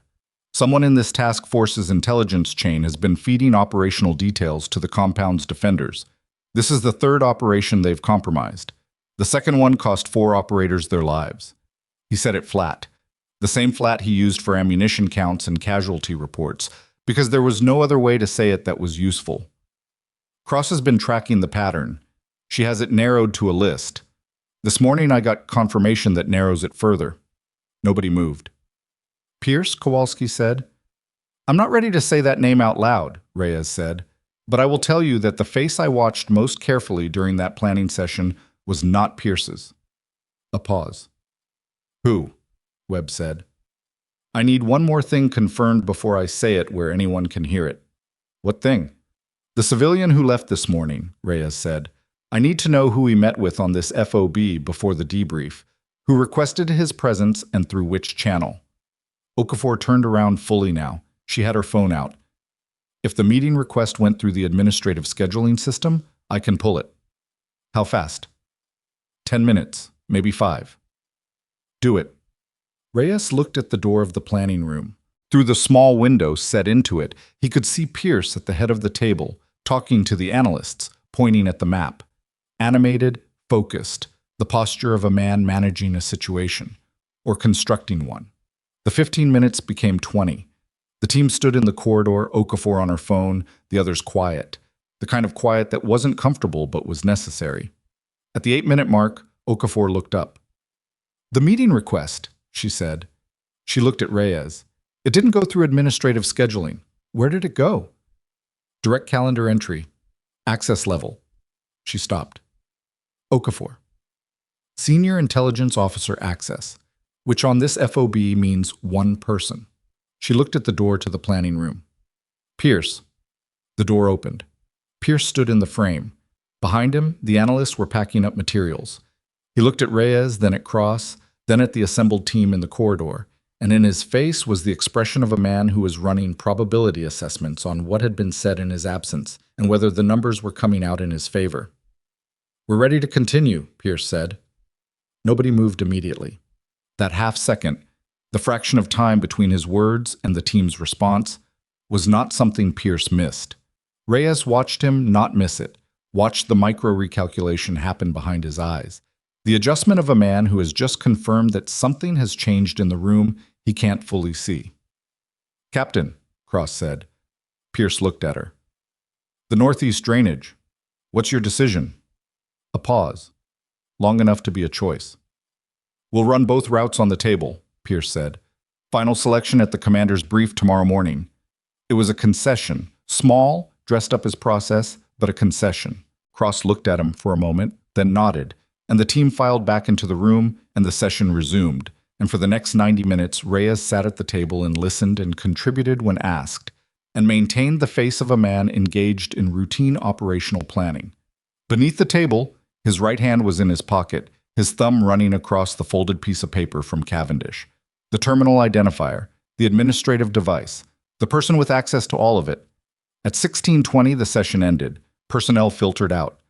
Cross waited until the room was nearly empty, then moved to Reyes' side with the unhurried purposefulness of someone who had timed the moment. You saw it, she said quietly. Not a question. In the planning session, when you said what you said about prepared positions, he kept his voice at the level where it would carry to her and no one else. There were 2 responses in that room. People who were surprised, people who weren't, and one person whose response was constructed. Yes. She looked at the empty head of the table where Pierce had sat. It's not Pierce. No, Reyes said. It's not Pierce. She turned to look at him, and in her face was something he hadn't seen there before. Not relief, because that was too simple, and not satisfaction, because what they were dealing with was too ugly for satisfaction. It was closer to the look of a person who has been carrying a weight for a long time, and has finally found someone else who can confirm the weight is real. The communications sergeant, she said. Halverson. Reyes looked at the empty chair where the communications sergeant had been sitting. Sergeant First Class Eric Halverson, 11 years of service, 4 deployments, unremarkable performance file, the kind of steady mid-level competence that made a person essentially invisible in an organization that rewarded extremes, access to every communications net on the FOB. Regular presence in planning sessions as a technical advisor. The person responsible for routing all administrative traffic through the scheduling and logistics systems. 4 men on an approach route only 6 people knew. Halverson had been one of those 6. Reyes thought about that. Let it move through him at whatever speed it needed to move, because the alternative, compressing it, filing it away, treating it like a tactical problem rather than what it actually was something he could do, but it would cost him later, and he had enough debt in that account already.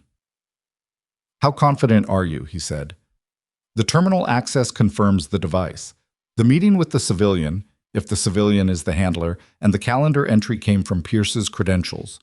Pierce's credentials being used by someone with physical access to Pierce's terminal, which Halverson has as the senior communications technician for the task force.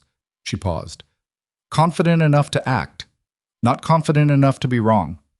Meaning we need one more piece. Yes. The compound op is in 32 hours, Reyes said. I know.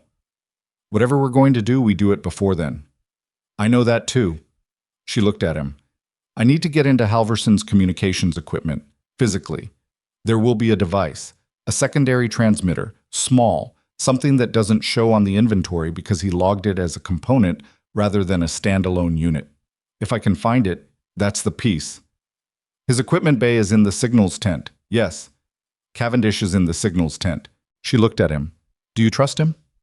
Reyes thought about Cavendish in the signals tent at 11:40, the folded piece of paper, the way he had wiped his hands and looked at Reyes and not asked the question he clearly wanted to ask. Enough for this, he said. Then we go tonight, Cross said. Before the commander's brief. Before Halverson has any reason to sanitize. Reyes looked at the empty room, the whiteboard with its 3-color map, the overhead light that buzzed at a frequency slightly too high to ignore. He thought about Bowden in the medical bay, about the 4 men he had never met whose names he now knew because Okafor had quietly pulled the incident report from the second compromised operation. About 12 men on a ridgeline at 0347 with their ammunition bleeding out and a 2,000-meter gap between them and the people trying to kill them.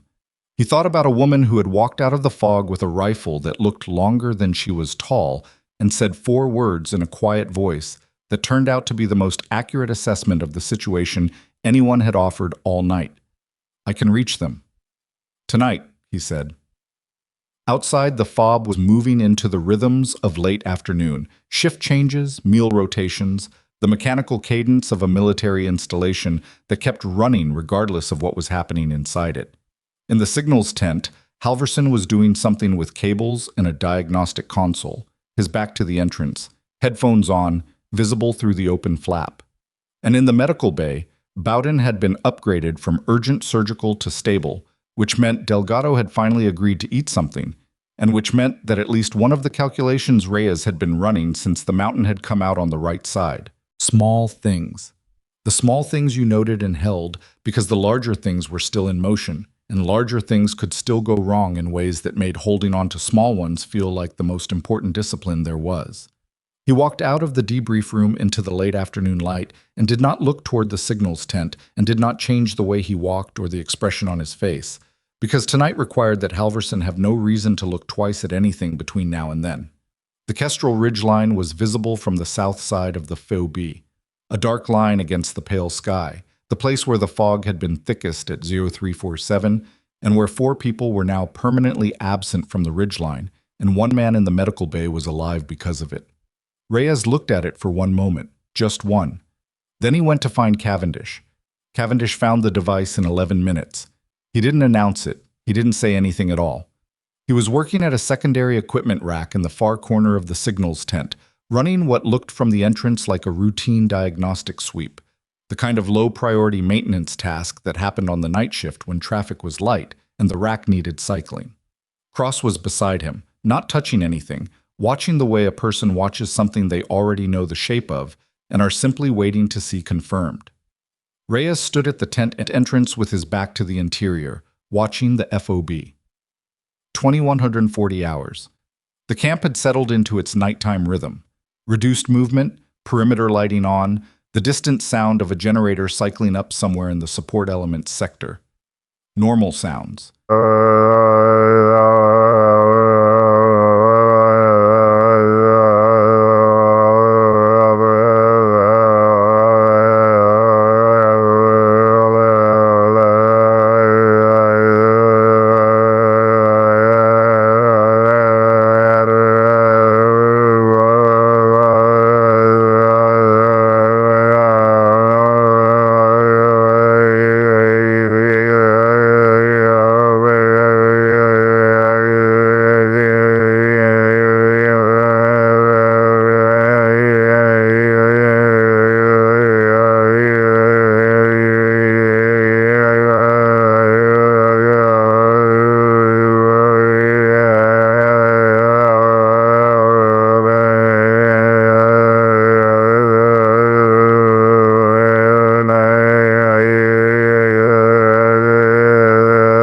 Halvorsen was in the operations center. Reyes had confirmed this 20 minutes ago by the simple expedient of walking past the operations center window and looking in.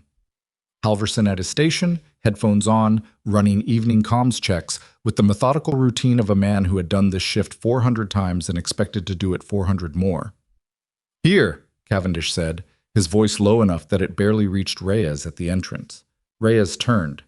Cavendish was holding a component that looked, at first glance, like a standard frequency module, the kind of interchangeable hardware that populated signals equipment racks in their dozens, logged by part number rather than function, essentially invisible to anyone who wasn't looking for something specific. It was roughly the size of a thick paperback book. Cavendish had it turned over in his hands, examining the modified rear panel with the expression of a man who had just found something in a familiar piece of furniture that had no business being there. "Modified transmitter," Cavendish said. "Piggyback configuration. It's writing the administrative net for power and timing, but it's running a secondary output on a frequency that doesn't appear in any of our registered allocations." He looked up. "Smart. It would look like interference in monitoring, not a transmission. The signature would wash out in the background noise." "Can you trace the output frequency?" Cross said. "I can log it. Tracing the receiving end." Cavendish shook his head. "That's beyond what I can do here." "Log it," she said, "and photograph everything in situ before you touched it." "I photographed before I touched." She nodded. "Good." Reyes looked at the device, looked at Cavendish. "How long has it been in that rack?" Cavendish thought for a moment. "Based on the dust pattern around the mounting bracket. The bracket is clean where the device sits, dust on 3 sides. I'd say 4 to 6 months, maybe longer." 4 to 6 months. The second compromised operation was 5 months ago. 4 men on a route only 6 people knew. Reyes looked at the module in Cavendish's hands and did not feel the anger he had been expecting to feel. He felt something quieter, and in some ways worse, the particular cold clarity of a fact that has stopped being an abstraction and become a physical object you can hold. "Log it, photograph it, put it back exactly where it was," Reyes said. Cavendish looked at him. "You're not pulling it. Not tonight. If he checks the rack, he checks it every morning at 0600, routine diagnostic." Reyes had pulled Halvorsen's maintenance schedule from Okafor 3 hours ago, a document that existed in the administrative system as the dullest possible record of a man's daily habits. "We have until 0600. That's enough time." Cavendish looked at the module, looked at Cross, looked at Reyes.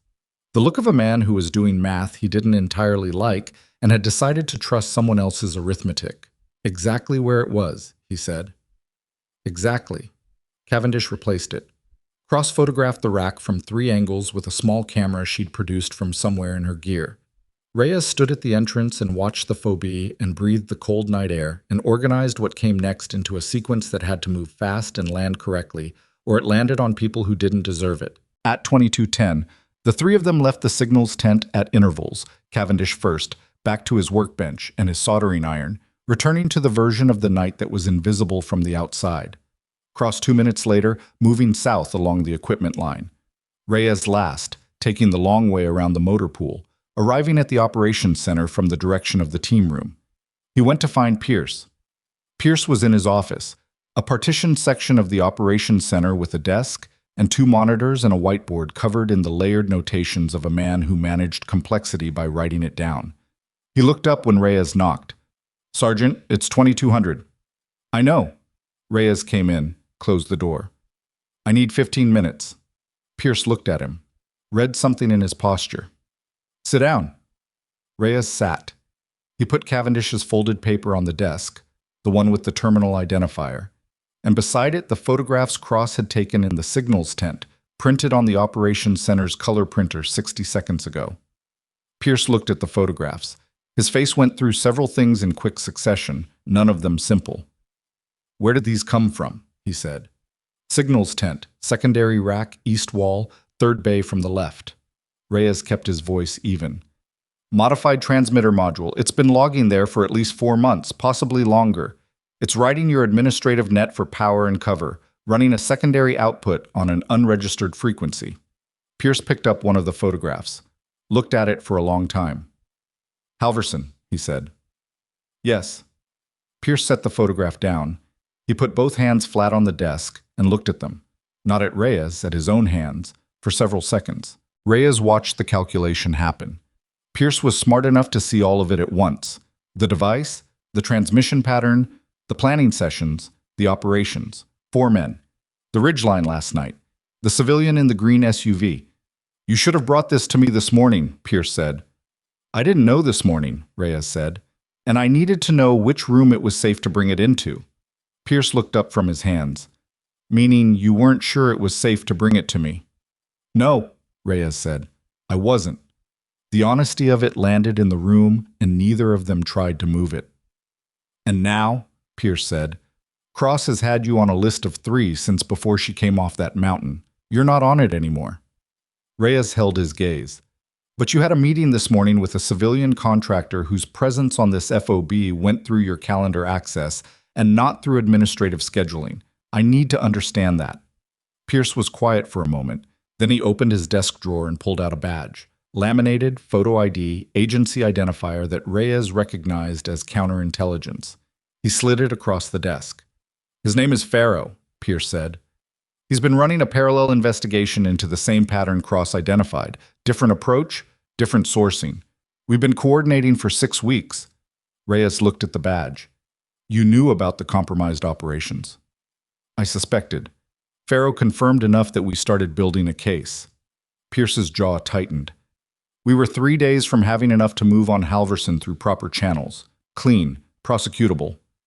And then last night happened." "And then last night happened." Pierce looked at the photographs again. 12 operators on a ridgeline with counter-sniper coverage that was not an accident. He looked at Reyes. "If Cross hadn't been there..." "She was," Reyes said. "Yes." A pause. "Who else knows?" "My team. Cavendish. Farrow through you." Reyes paused. "Cross. Cross sent..." Pierce said the name with the tone of a man reassessing something he had been measuring incorrectly. "Who is she, actually? Not the cover answer. Who is she?" "I was hoping you could tell me." "Her file reads like it was written by someone who is very good at writing files that tell you exactly enough."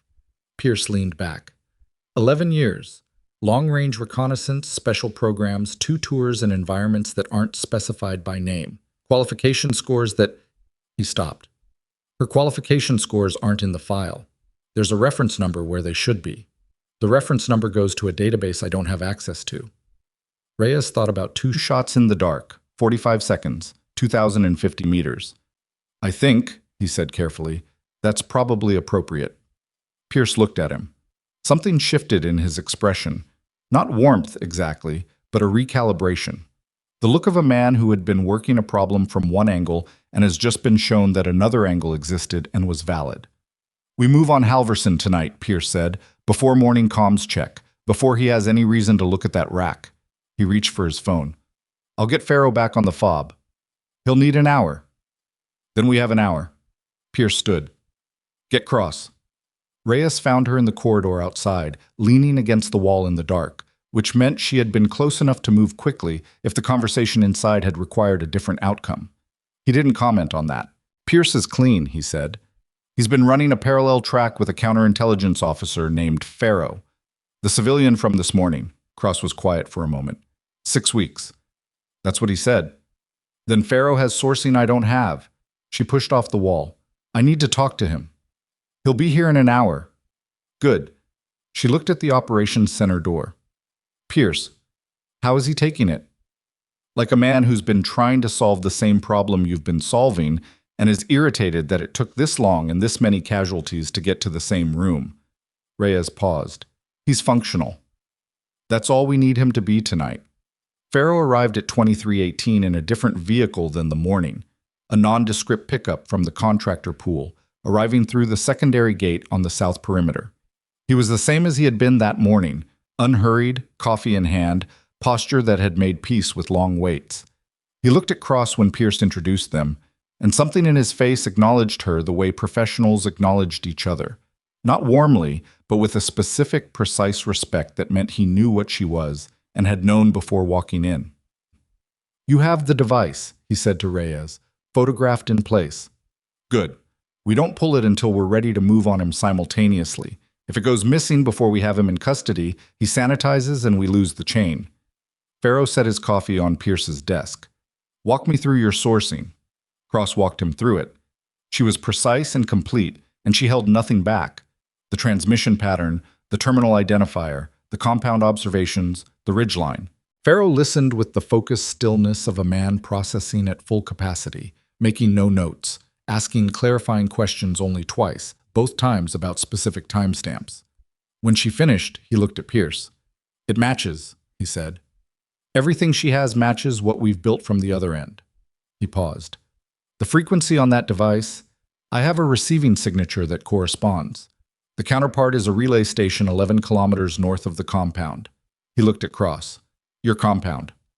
How long have you had that? Cross said. 3 weeks. And Halverson has been on this FOB for 3 weeks since you identified the relay. Yes. You let him keep running. Building the case, Farrow said. 4 operators 5 months ago, Cross said. Her voice was still flat, still controlled, but something underneath it had changed in temperature. How long has the case needed building? Farrow looked at her. He didn't flinch and he didn't apologize, which Reyes found both irritating and honest. Long enough to make sure it holds. A compromised asset in a forward task force. If it doesn't hold, he walks. And he walks knowing we know. And the next placement is someone we never find. And in the meantime, Farrow said, yes, I understand what that means. The room was quiet. Cross looked at the photographs on Pierce's desk. The modified transmitter, clean and small and patient in its rack, running its secondary output into the night while the people it was burning went up mountains and into ambushes and didn't come back. Tonight, she said. We move tonight. Agreed, Pierce said. I want to be in the room when you take him, Cross said. Farrow looked at her. That's not standard. I have been in the Kestrel Mountains for 3 days, eating cold rations and watching a compound through a rifle scope, trying to build what you just told me you've had for 3 weeks. Her voice was still level, still controlled, but everyone in the room understood what was underneath it. I want to be in the room. Farrow looked at Pierce. Pierce looked at Reyes. Reyes said nothing. Fine, Farrow said. They took Halverson at 0047. Pierce handled it himself, walked into the operations center with Farrow and 2 MPs from the FOB security element, calm and direct. The way you approached it when the person you were taking was sitting at a workstation surrounded by equipment that could be used and people who didn't know what was happening. Reyes stood in the doorway. Cross stood beside him. Halverson looked up when Pierce entered. Read the room in the specific, instant way that people who have been waiting for a room to change read it. Not surprise, not confusion. Recognition. The recognition of a man who has been running a calculation for months and has just seen the final variable resolve against him. He didn't run. He didn't reach for anything. He sat at his workstation with his headphones around his neck and his hands flat on the desk, and he looked at Pierce, and then at Farrow, and then, briefly, across the room at Cross. His face when it landed on her was something Reyes would remember for a long time. Not fear, exactly, and not anger. Something closer to the expression of a man who has just understood which piece he failed to account for. "Sergeant First Class Halverson," Pierce said. "Stand up slowly and come with us." He stood, slowly. He came with them. That was it. No speech, no confrontation, no moment of dramatic disclosure. Just a man standing up from a workstation and walking out of a room with his hands visible, which was the most devastating possible confirmation of everything, because innocent men didn't stand up that quietly when military police walked in. The operations center was very still after they walked him out. The two remaining communications technicians on shift were looking at each other with the expressions of people who were trying to reconstruct the last several months through a lens that had just been permanently altered. Cross turned and walked back toward the operations building exit. Reyes followed. Outside, the night was cold and clear. The fog had lifted completely, and for the first time since the mountain, the sky was showing stars. Reyes stood beside Cross, and neither of them said anything for a moment. "4 operators," she said. "Yeah." "And last night?" "Yeah." She looked at the sky. He looked at the perimeter. The sentries were walking their routes, unaware. The FOB continued its nocturnal rhythm, unchanged. "You did good work on this," he said. She looked at him. "We did good work on this." He accepted that. It was accurate. "The compound op," he said. "Pierce is going to want to replan with the northeast drainage as primary. New timeline, probably push 24 hours. "Probably. You'll need to be in that planning session." "I know." A pause. "Cross," he said. "The database with your qualification scores. The one Pierce doesn't have access to. What's in it?" She looked at him for a moment. The night air moved between them, carrying the smell of elevation and cold metal, and the particular sterile odor of a military installation at rest. "Distances," she said. "How far?" She was quiet for a second. "Far enough," she said, "that when I told you I could reach them, I wasn't being optimistic." He thought about the darkness and the fog, and 2 figures on a ridgeline 2,050 meters away, and the way she had pressed the trigger without ceremony, and the silence that came back 3 seconds later, and the way nothing came from the northeast after that. He thought about what she had said on the mountain. The impossible had simply been waiting for someone willing to master it, except she hadn't said that out loud. He had just been thinking it. "There's something else," Cross said. He waited. "The compound," she said. "The 3 days of observation. There's a detail I didn't put in the planning session because I needed to confirm it first." She paused. "The high-value target. The architect of the attacks that this operation is designed to stop. He's not in the northeast corner of the compound. That's where the personnel activity is concentrated, yes. Deliberately." She looked at him. "It's a decoy pattern. The activity is designed to read as high-value presence to aerial surveillance and ground observation from the standard approach vectors. I noticed it on day 2. The pattern is too consistent. Real high-value presence is irregular. It varies because the person varies. This doesn't vary." "Where is he?" "There's a substructure," she said. "Underground access from the southwest building. I tracked the only irregular entry pattern in the entire compound. One individual, always after dark, always through the southwest building, always a longer interval before reemergence than any other movement pattern." She looked at him. "He's in the substructure. He's been down there the whole time." Reyes processed this. Pierce's plan, even with the northeast drainage, it's targeting the northeast corner. "Yes." "Which means the assault element reaches the objective and finds empty rooms. And the target moves through the substructure to a pre-planned exfil route while the assault is occupied with the decoy." She held his gaze. "Which is what was going to happen regardless of whether Halverson was still active. Because the compound's defenders built this into their layout before any intelligence compromise. It's structural deception, not Halverson's contribution. No, Halverson gave them timelines and routes. The deception architecture came from whoever designed that compound. She paused. And whoever designed it is the same person who built the decoy pattern, who is in the substructure, who has been waiting for an assault that will hit the wrong building. Reyes looked at the stars, thought about the operational timeline. 28 hours to the compound. A replanned assault that would thread the northeast drainage correctly and still walk into a room with nobody in it. You need to be in the planning session, he said again, with different weight than before. Yes. And Pierce needs all of this. Yes, tonight. The substructure, Reyes said. Can you reach the southwest building from the drainage approach? With the right sequence, yes, but it requires splitting the assault element, primary force through the northeast to suppress and occupy the decoy position, while a secondary element moves on the southwest building. She paused. Small team, fast. It has to reach the southwest building before the primary assault draws enough attention that the target initiates exfil. How small?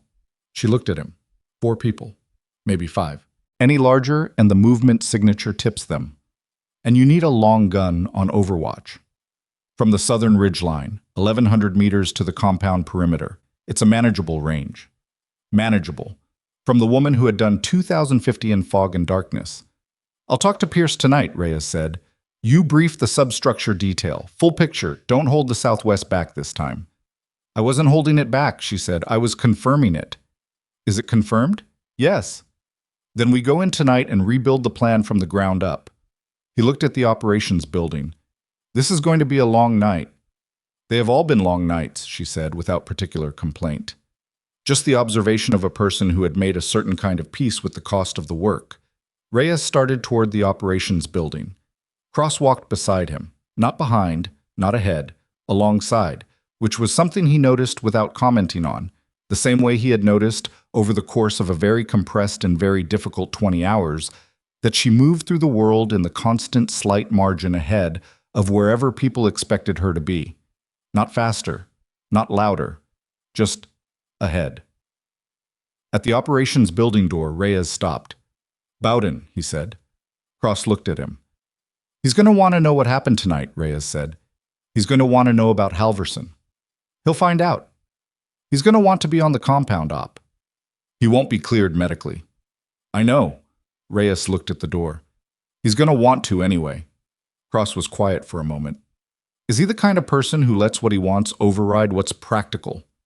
Reyes thought about Bowden on the stretcher with his rifle across his chest.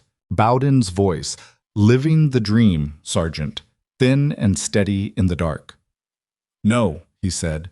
He's not. Then he'll want to, and he'll stand down and he'll be angry about it for exactly as long as it takes him to decide that being angry about it isn't useful. She paused. Is that about right? Yeah, Reyes said. That's about right. She held the door open. He went through. The operations center was bright after the dark outside. Harsh overhead light, monitors running, the smell of recycled air and cold coffee. Pierce was at his desk, Farrow across from him, both of them looking up when Reyes and Cross entered. We have more, Reyes said. Pierce looked at Cross. The target isn't where you think he is, she said. Pierce set down his pen. Farrow set down his coffee. The night stretched ahead of them, long and necessary, and full of the specific, unglamorous work of rebuilding a plan that had to be right because there was no version of wrong that anyone in this building could afford. Cross moved to the whiteboard, picked up a marker, drew the compound outline from memory, perimeter, buildings, the northeast corner where the decoy activity clustered, and then, in the southwest, the building that no one had planned for, with a small rectangle below it representing something underground that had been waiting in the dark for 3 days for someone to finally see it. She began to talk, and this time everyone in the room listened without reservation. The planning session ran until 03:30. By the end of it, the whiteboard was covered in Cross's handwriting, approach vectors, timing sequences, building designations, the substructure access point marked with a circle that everyone in the room had stared at for a long time before accepting that they had spent weeks planning for the wrong location. Pierce had asked her to walk through the southwest building detail 3 times, not because he doubted it after the second pass, but because he was a man who built confidence through repetition, and he needed the picture solid before he committed people to it. Pharaoh had said almost nothing during the session. He sat at the corner of the table with his coffee going cold and watched Cross work the whiteboard and made 3 phone calls in the corridor at intervals, each one short, each one leaving him slightly more settled when he returned. By the 3rd call, he had the look of a man whose larger architecture was aligning with the picture being drawn in front of him. At 0340, Pierce looked at the board, looked at Cross, looked at Reyes. Southwest element, he said. 4 people. You're proposing to lead it? Yes, Cross said, with Reyes. And 2 others from his team, Webb and Okafor. They know the terrain, they know how to move quietly, and they've been inside this operation long enough to read the situation without being briefed on every variable. Pierce looked at Reyes. Your call. They're in, Reyes said. The overwatch position. Pierce looked at Cross. 1,100 meters. You're certain about the sight line to the southwest building? I mapped it from the southern ridgeline on day 1. The sight line is clean. There's a rock shelf at elevation that gives me a stable platform and a full view of the southwest quadrant, including the substructure access point. She paused. If the target tries to exfil through that exit, I will see him. And if the primary assault element draws contact before you're in position, then I adapt. She said it without drama, which was more convincing than any amount of elaboration would have been. Pierce looked at her for a long moment. Then he nodded. A small, deliberate movement. The nod of a man who had revised his estimate of something and was acknowledging it without making a speech about it. Execution is at 2200 tomorrow, he said. Everyone gets 4 hours of sleep. That's an order, not a suggestion. The room broke up. People moved toward the door with the particular exhausted purposefulness of people who had been running on adrenaline and were now being informed that the adrenaline was no longer authorized. Pharaoh caught Cross at the door. The counterintelligence case, he said. When this is over, I'm going to need your full documentation, everything you built on Halverson. You'll have it, she said, and you're sourcing from the Kestrel sector, the 3 days. He paused. The pattern you identified, the transmission methodology. We have 2 other active task forces in this theater. If the same technique is being used, it probably is, she said. I'll write it up. Pharaoh nodded. He started to turn away, then stopped. The second operation, he said. The 4 operators. Cross waited. I want you to know that I have thought about them every day since I confirmed the transmission pattern. He said it quietly, without asking for anything in return for the admission. Every day. Cross looked at him. I know, she said. I could tell. She walked out. The compound assault launched at 2200 on the dot. The primary element, 8 operators led by a warrant officer named Dresch, who had been briefed on the full revised plan in a session that morning, moved through the northeast drainage in 2 files, slow and deliberate, their NVGs painting the world in green and shadow. They reached the perimeter wire at 2247 and held there, waiting. At 2241, Cross had settled into the overwatch position on the southern ridgeline, 1,100 meters. A different kind of night than the Kestrel Ridge. Warmer, clearer, the fog absent for the first time in what felt like weeks, the stars overhead so dense they looked structural. She could see the compound's southwestern corner through the scope with the same quality of stillness she'd had on the mountain, except this time the stillness came easier because she'd slept 4 hours and eaten a real meal, and her body had stopped running purely on discipline. Almost easier, not quite. The hand on the rifle was steady. The eye behind the glass was clear. But somewhere underneath all of that, there was a frequency of awareness she couldn't fully shut off. The part of her that knew Reyes and Webb and Okafor were moving through darkness 40 meters from a perimeter wall, and that the margin between this working and this not working was the kind of margin that didn't make room for mistakes. She breathed, scanned, waited. At 2253, the primary element breached the northeast perimeter. The compound woke up fast, faster than anyone had predicted, which meant either their watch rotation was tighter than observed or someone had been waiting. Gunfire inside the northeast quadrant, sharp and sustained, the radio in Cross's ear filling with controlled urgency as Dresch called positions and the assault element pushed through the outer buildings. Reyes's voice. Southwest element moving. We're at the wall. Cross tracked to the southwest building. Through the scope, the structure was dark. No movement, no light, exactly as it had been through 72 hours of observation, which meant either the intelligence was right and the target was below ground and waiting for his exit window, or it was wrong and the substructure was empty and they were about to find out the hard way. She gave it 30 seconds. The southwest access door opened. One figure, moving fast, low, heading not for the main compound, but for the exterior wall at the southwest corner, a section she had noted on day 2 as structurally different from the rest of the perimeter. Not reinforced, a section that could be moved if you knew where to push. "Contact," she said into the radio. "Southwest corner, single individual, moving toward the exterior wall. I have him." Reyes: "We're 20 meters from the access point. He's going to be through the wall before you reach the building." A pause. 2 seconds. "Can you stop him?" Reyes said. Cross looked at the figure through the scope. He was moving with the practiced urgency of a man executing a plan he had rehearsed. Not panicked, not improvising. Running a sequence that had a beginning and a middle and an end that did not involve being caught. He reached the exterior wall section and his hands went to it immediately, finding the release that wasn't visible from outside. "Yes," she said.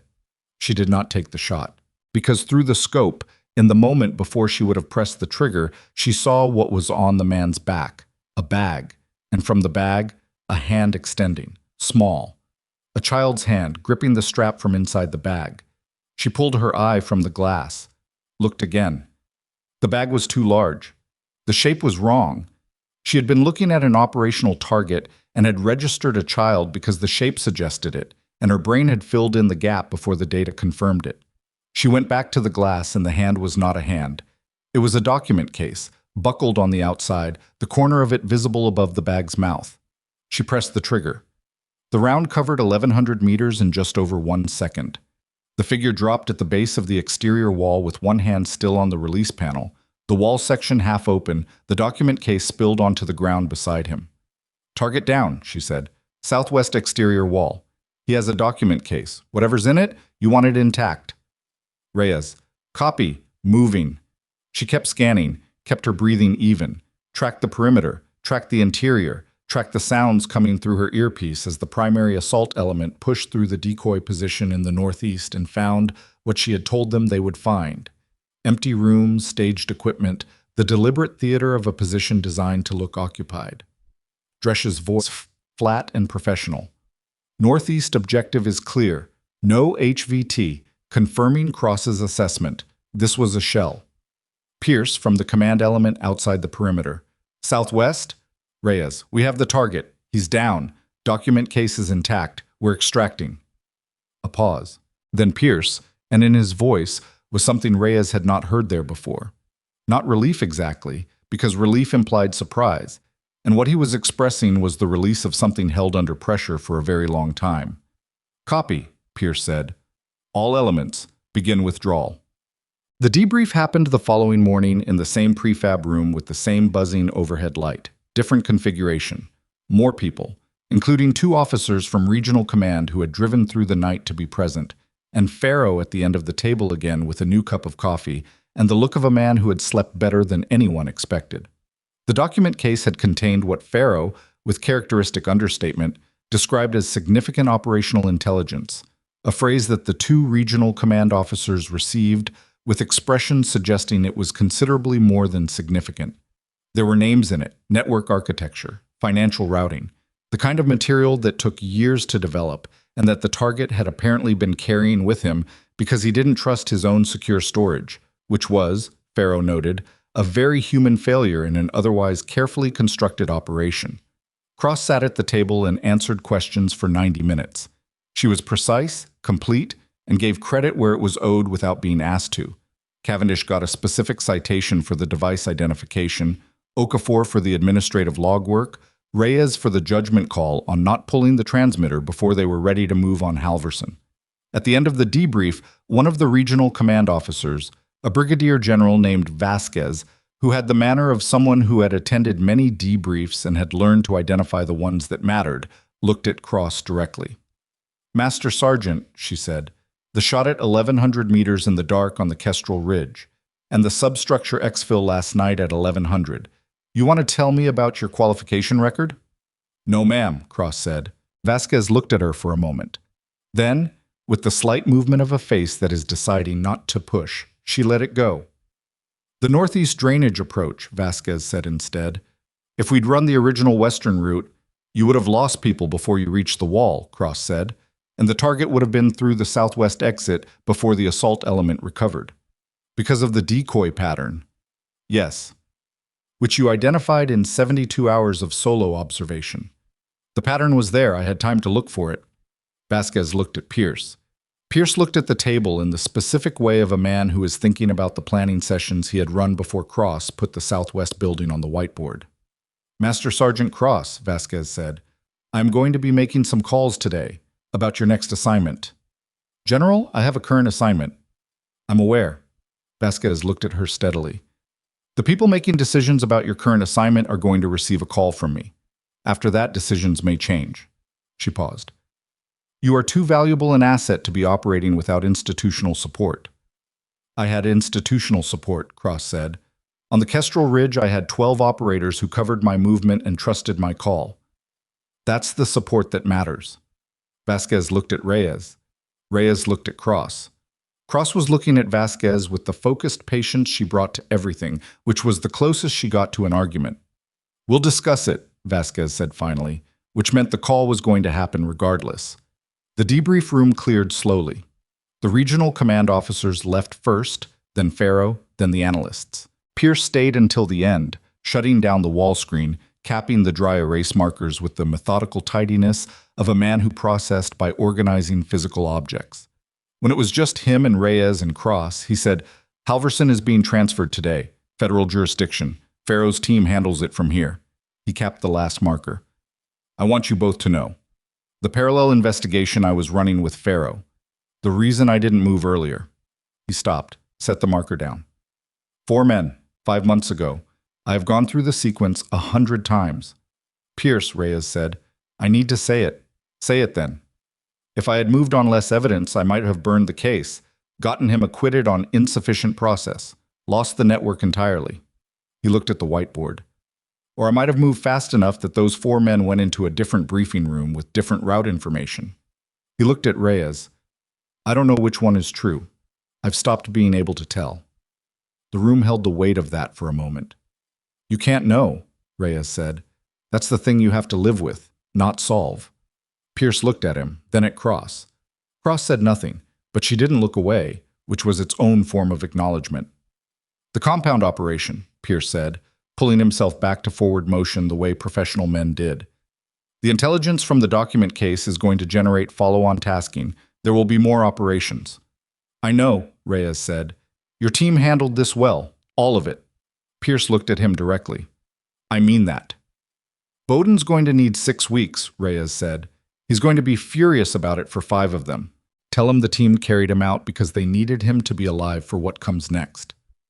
Pierce allowed the smallest version of something that might have been a smile. It'll give him something to aim at. Reyes found Cross outside, in the narrow strip of space between the operations building and the perimeter fence where the morning light came through clean and direct without any of the FOB's mechanical atmosphere getting in the way. She was standing with her back to the wall, face tilted toward the sun, eyes closed. The rifle was leaning against the wall beside her. He stood there for a moment. She said without opening her eyes, The general's call is going to move me into an institutional role.